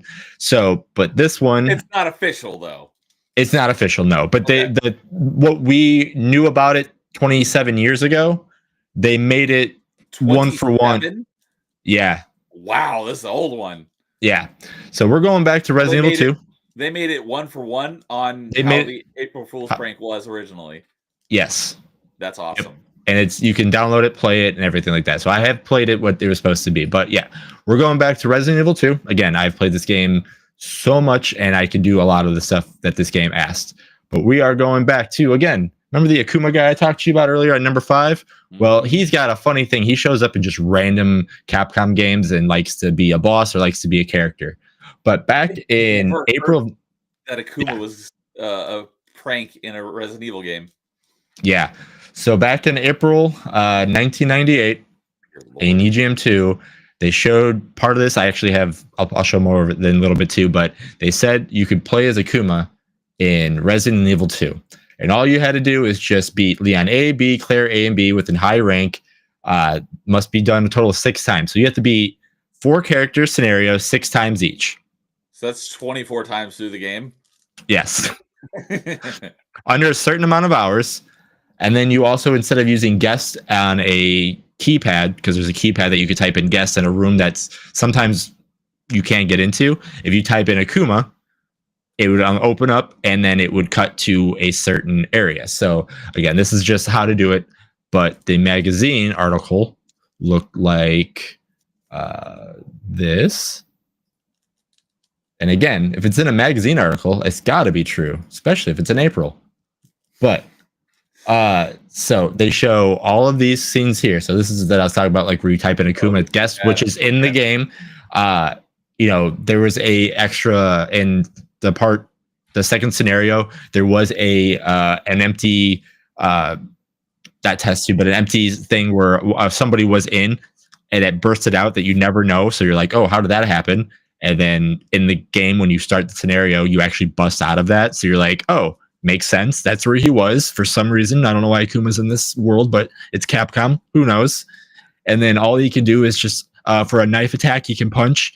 And then for his rocket launcher was his fireball. So you'd have the rocket launcher animation, but he would be thrown in a Dukin, and then he would punch you as a knife animation. So, and that's what it tells you. Like, so all this stuff makes sense. It's like, oh yeah, you could just have the rocket come out of his hand there's infinite, ammo. So infinite rocket launchers, stuff like that. And all you have to do is just all this stuff. So it made sense. It just made so much sense that, yeah. And then this is the time too where Akuma was in a bunch of just extra fighting games that he wasn't supposed to be in. So you're like, oh yeah, they're just throwing him in random games. So yeah, it would make sense that he would be in another Capcom game. Right. And then who's crazy enough to beat this game 24 times on the highest ranking under 2 hours? I mean, not this guy over here that, had to do it so many times. And then you're like, okay, maybe they weren't taking a fact of Tofu because, you get Tofu as well. Maybe you have to beat that 6 times, which is not easy. So maybe you have to do that as well. No, none of that work. So Jason's done all the work. I've done all the work. It led to nothing. It led to nothing. Except for, like I said, 26 years later, replay screen sharing. Oh, so this mod is something that was very recent. It came out last year. So 26 years later, I finally got to do what I tried and trained so hard for that long ago. That is great. That definitely is a perfect number one for you. Oh yeah. Yeah. Man, I like when I got done everything, I'm like, you gotta be kidding me, it didn't work. So that's why when people are like, man, how good are you at Resident Evil 2? I'm not like the best speedrunner at it, but I'm a pretty casual speedrunner at it. And if I try like some of their tricks, I end up dying sometimes. But like if there's any game I could used to be able to speedrun was this game, because again, I put in way too much effort to try to get this one cheat that never was a thing. How? Because I think it was on episode 1 of Party Chat. We talked about games you've beaten the most times. Would you say Resident Evil 2 is your most beaten game? Probably single player game, yeah. How if you had to guesstimate, how many times would you say you've beaten Resident Evil 2? Oh my gosh. 6, 17, 24, 30. Oh my god. It has to be in the hundreds, 200s. Holy shnikes. Because I'm going to count the remake as well. Because again, Resident Evil 2 just in general. And I beat that quite a few times as well. So in between, in the hundreds mark, or in middle hundreds, 200. Yeah, 150 to 220, we'll say, in between there. Wow. I will say. That is, my answers were definitely not. Well, we didn't talk about how many times. We were just talking about which ones you've beaten the most. Yeah. I think my most were probably, I don't know which one I've beaten between the two, but I've beaten Ninja Gaiden Black and Ninja Gaiden 2 a lot of times. I've beaten Ocarina of Time a lot of times. And probably the first Halo I've beaten a lot of times. I think those are my answers. Yeah. But you can combine all of those, and I haven't beat them as many times as you've beaten Resident Evil 2. See, again, like when I was talking about like my favorite games of all time, where I said like it's hard for me to pick between this one and Final Fantasy VII. That's why I always say like they're both my favorites. One's in one aspect, one's like my favorite movie, and one's like my favorite TV show. Where like you can watch a TV show in 30 minutes really, really quick. I can beat Resident Evil within an hour and a half. So like a TV show, where if I play a longer game, I haven't beat that one as much, but I can beat it so many times where it's like, oh no, I could do that. But yeah, like if I sat down and played like Resident Evil 2 Leon, I could probably finish it like right now before midnight. Like on last week's episode of Party Chat, one of our topics was like, what's a game that like if you I got the idea from an anime Sword Art Online. They go into a game, and if they die in the game, they die in real life because like they're in headsets, and the headsets will kill them if they die in the game. So I got the inspiration. It's like, what's a game that if you were to die in the game, you would die in real life? What game do you have the best chance of beating? I assume Resident Evil 2 would probably be one of your answers. If I play it safe, yes. If I play the reckless, try to beat the game in under so many hours, no. Because there's sometimes where you just get in certain spots like, yeah, I probably should have. Instead of saving time, I probably could have just picked this up and been fine. But if I play the right way, yeah. But if you also get hurt, I'm going to get bit and cut up quite a bit, because you have to get hit in certain locations and everything. But yeah. Right, but if you were to play it safe, survive. And yes. like, Oh yeah, taking damage doesn't matter. It's just if your character in game dies. Oh yeah, I'm fine. You could definitely beat it without. I'm dying. totally fine. Yeah, I'm perfect. I figured as much. So, well, that is awesome. Akuma finally 26 years later getting modded into the game to make good on a April Fool's prank from 2 decades ago, almost 3. That is great. Yeah. So, all right. And then before we get on to mine, Forking Around says Pokemon needs to make one. I think he means a dating sim. So that way Vaporeon would be mine. I've heard about Vaporeon. Like I said earlier, I'm not huge in Pokemon, but I've heard about Vaporeon. Like it's a thing on the internet, like people have for this Pokemon. So that's all I'll say on that matter. Before we go in a really messed up direction. So for me, my number one here is another one that I didn't know about until doing homework for the stream, but I was like, this has to be my number one because it is tied into my favorite franchise of all time. And I just found out that there was it's another one from IGN. And then this is from 2012. And I didn't know about it till basically today, 13 years later. IGN made a trailer for a Mass Effect cartoon show. And I was like, oh, I would have loved for this to be real. So let me go ahead, refresh that. Let's share the Mass Effect cartoon.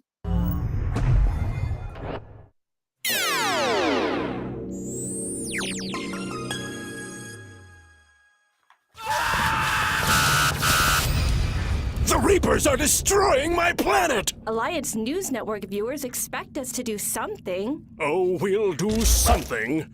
Joker! Yes, Commander. Tell the Council we're forming a committee to come to a consensus about aliens. Aye, aye, Commander. But Earth Clan, we're gonna be late for the Battle of the Bands! Not accurate. According to my calculations, we can defeat the Reapers with rock and roll, beat Cerberus in the Battle of the Bands, kill all Reapers simultaneously. Efficient. I like that babble talk. Mass Effect, tune up! Now I know why they call them biotic amps. Barla! 1, 2, 3, 4. He's Commander Shepard. Space crime fighting and rocking the galaxy. Garrus, Draw, Rex, Keyboard, Tally, Corporal! Watch out! Here come the Reapers. Mass Effect.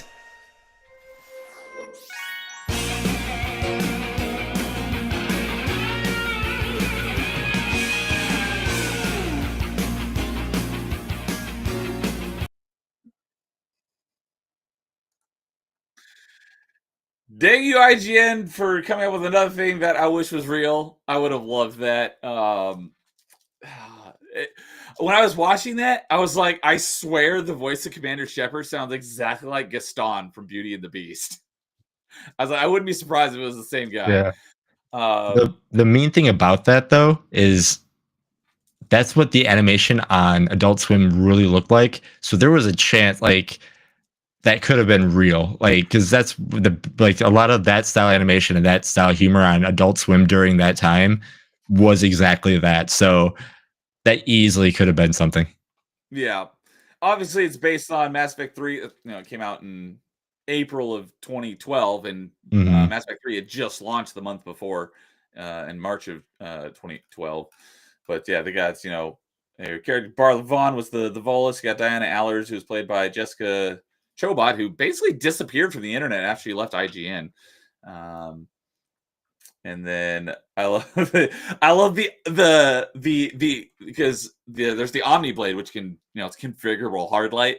I'd never thought of making it an Omni guitar. I'm like, oh, that was great. The Omni guitar. They got that reference to Miranda's ass, because she puts the ass in Mass Effect. Tally as the vocals. Got Grunt on the he said keyboard, but he's playing a keytar. That was my one gripe. Yeah. Garrus on drums. So I would have loved that. The music was great. I love this, that the cheesy cheesy jokes that Barla is like, now I know why they call it biotic amps. But like the theme music, that was great. I loved it. I just loved like everything about that. I would totally watch that. That could totally be maybe not a whole like Cartoon Network show, but someone could totally make that as like a web comic or a webtoon. Oh, so this is okay. So this is probably the first show that I can't say first show. This is probably a show that I've mentioned on top 5. Usually I mention a lot of my favorite things, and it's always a running joke where I should have like a number point over my head if it's something I've said a million times on here. But there's a cartoon that if you said that couldn't be a show, have you ever watched the show Frisky Dingo? I've never even heard of it. If Chad has ever heard the show, man, it is one of my favorite Adult Swim cartoons. They made only 2 seasons of it, and you can see why if you ever watch it. It is, to me, one of the funniest. I mean, I wish I could watch it, like have a watch-up party with it, because it is such a short cartoon, short series to watch, and it is one of my favorite things to watch. It's been a while since I did. I just pulled it up now. I'm like, and then there was a show after it called the Exticles afterwards. They only did 2 shows of it. And I mean, I thought they were going to do more, but if you ever get a chance, it's very quick. I think you'll absolutely love it, or you'll hate it so much and you'd be like, man, this was such a waste of time, but I can see why I liked it. Watch it. I think it's free on Adult Swim to watch. heard of this before, and I've never even seen it either. So yeah, shout out it's to free. Frisky Dingo. Yeah, if you go to adultswim.com and you look up Frisky Dingo, all the episodes are there. Oh, nice. On adultswim.com. You know what? I'll and then if you want, watch the first if you want to and you pull it up, watch the first like 10 or I'd say 15 seconds. You could be like, oh my goodness, the animation is could be just like this of what you just showed, and you can see what I'm talking about. One? Okay. Yeah. I'll check that out afterwards. So okay. Well, cool. Yeah. Like I said, I will put the links to all of my my videos here in the stream description later. So if anyone wants to check those out, they'll be right there. And I will include the Adult Swim link for this Frisky Dingo as well.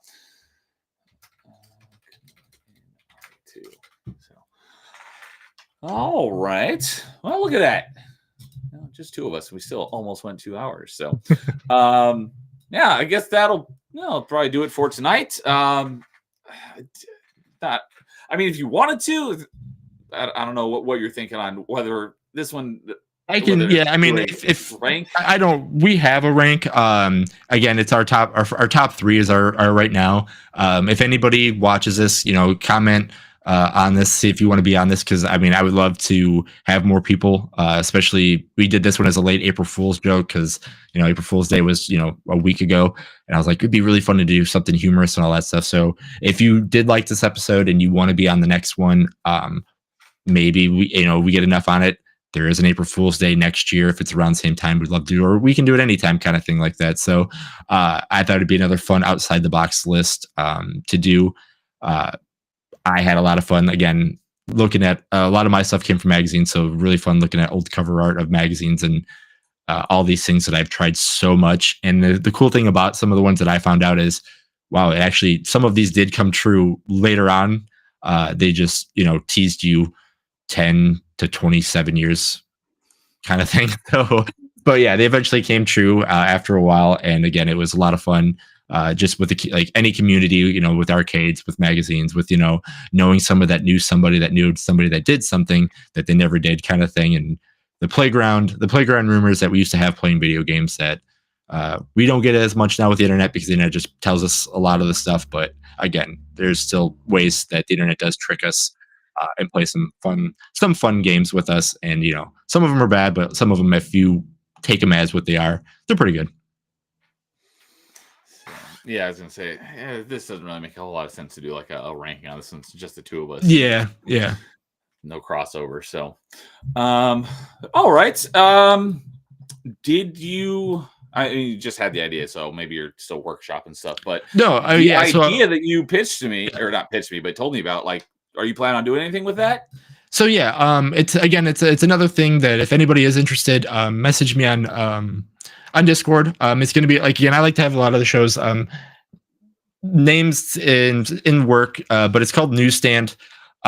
Pretty much, yeah. Just because, again, when you want to see like a lot of the old magazines, you went to a newsstand, and a lot of people there reading the same thing as you. So it's another show with getting people together.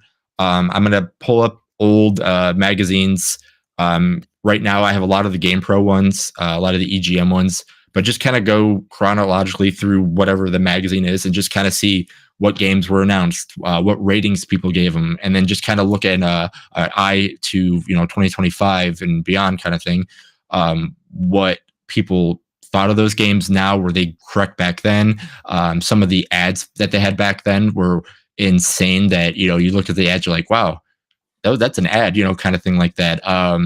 But just seeing the past with the present's eye and kind of just enjoying what nostalgia had, because again, I had the biggest nostalgia rush doing this list, and even the cover arts, I'm like, I had that one. I remember tracing all the stuff in that one. There were just so many random things. When doing homework and watching videos and stuff, and people, some of the videos are bringing up like some of the issues like Nintendo Power or whatever. I remember one of the Nintendo Power, I was like, I had that issue. Yeah, exactly. I don't know if I still have it, but I remember having the issue that they showed. So, and then according to yes, I have a lot of that stuff pulled up. So yeah, that's where I got the idea, and that's where I was reading a lot of stuff. So that's why pieces were starting to come together. I'm like, I can easily just have us on the bottom. I can control the magazine. we could zoom in, take a big look at if we need to read any articles, maybe do one magazine a night, maybe do two, who knows? Like, it all just depends on getting people together or anything like that. So again, if you are interested in that as well, please let me know. Again, it's another idea like top 5. I like to have groups when I do my shows, because me just talking about it, I know how I felt back then, but my ideas, like, I could like a game and you might dislike the game, or I could have never played the game that you can. It's always fun seeing what others thought of that kind of thing. Even if you didn't see the magazine, you're like, man, they actually covered that game.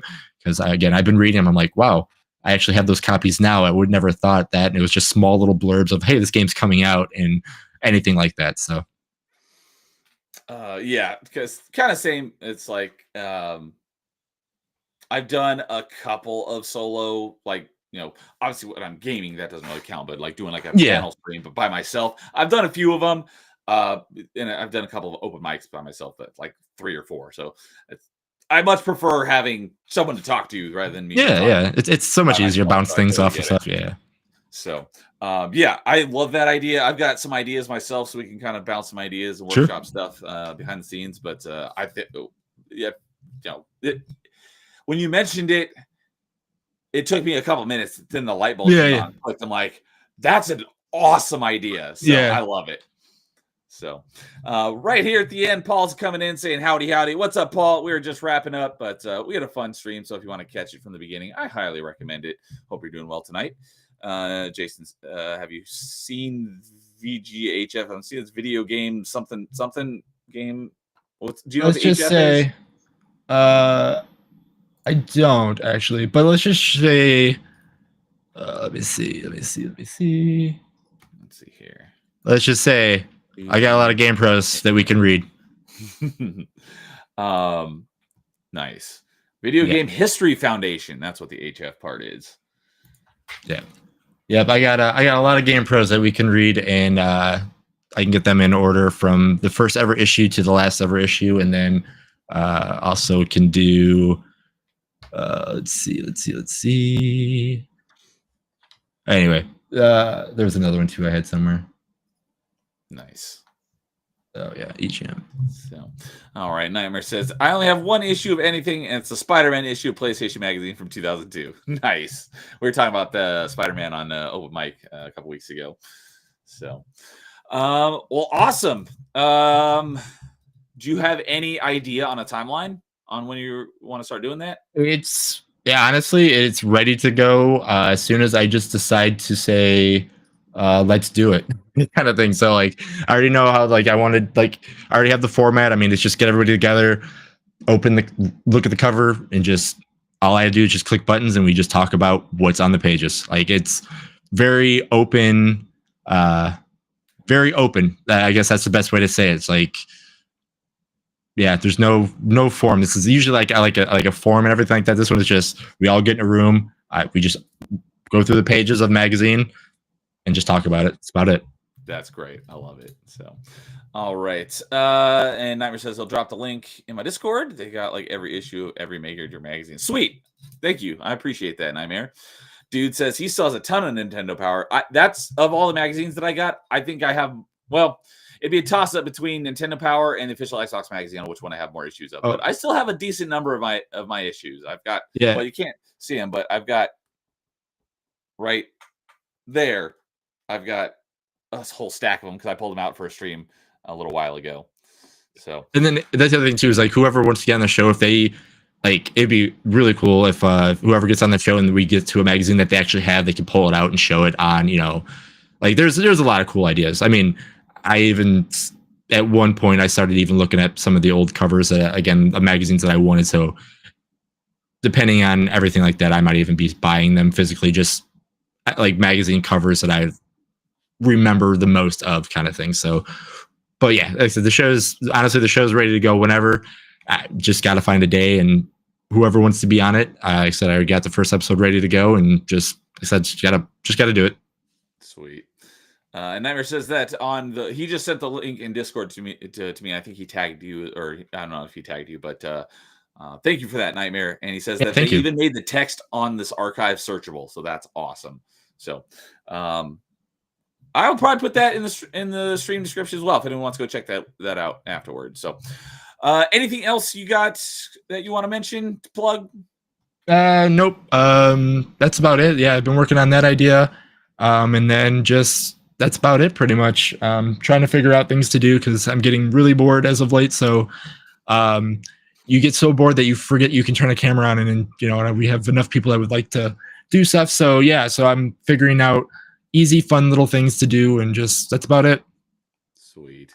So all right, as for myself, I got 2 streams tomorrow. I will be doing the follow-up to my roulette stream, which I did 2-3 weeks ago now. And that was to catch up on all the tips and gifted games I've gotten since my last one, which was like in November. So it had been a while. And I only made about halfway through. So I'm going to be finishing that up and hopefully get some more support because I'm basically taking next week off because I'll be going to Vegas. So I'll be getting to meet Paul in person and Snap Rai and a bunch of other great people. But any other tips that come in on tomorrow's gaming roulette, we'll get a spin and we'll help support that. And then tomorrow night, I will be continuing my Ninja Gaiden Black playthrough.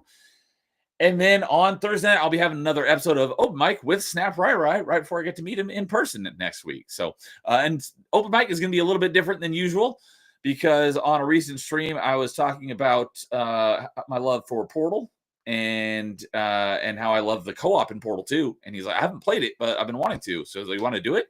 I was like, yeah, let me know. And so when I asked him on Open Mic, he's like, hey, what if we like combine it? We just talk about stuff while we're playing Portal co-op. So I was like, sweet, awesome. So we're gonna be doing some Portal 2 for Open Mic on Thursday night. It's gonna be great. So and then I'll be doing my one stream next week. I'll be doing a live episode of Party Chat from Vegas. So but yeah, that is about it. So that will do it for episode 28 of Top 5. And despite not having a panel, that was still a lot of fun. So, well, thank you everyone for joining us for another episode of Top 5. You guys all have a great night. Jason, as always. Actually, I'm going to talk to you about some stuff backstage before we say goodnight because I want to talk to you more about Newsstand. So, but thanks everyone for hanging out. You guys have a great night. If you didn't catch the whole episode, definitely go back from the start and catch the whole thing. It was great. So, we will see you all later. Oh, one last thing is for the next episode of Top 5, 2 weeks from today on the 22nd, Top 5 video game controllers. So we don't have anyone yet. So if anyone wants to join for that panel, let us know. And we'll see you for the next episode, Top 5, on the 22nd. So you guys all have a great night. We'll see you later. And we'll catch you next time. And as always, in the meantime, game on.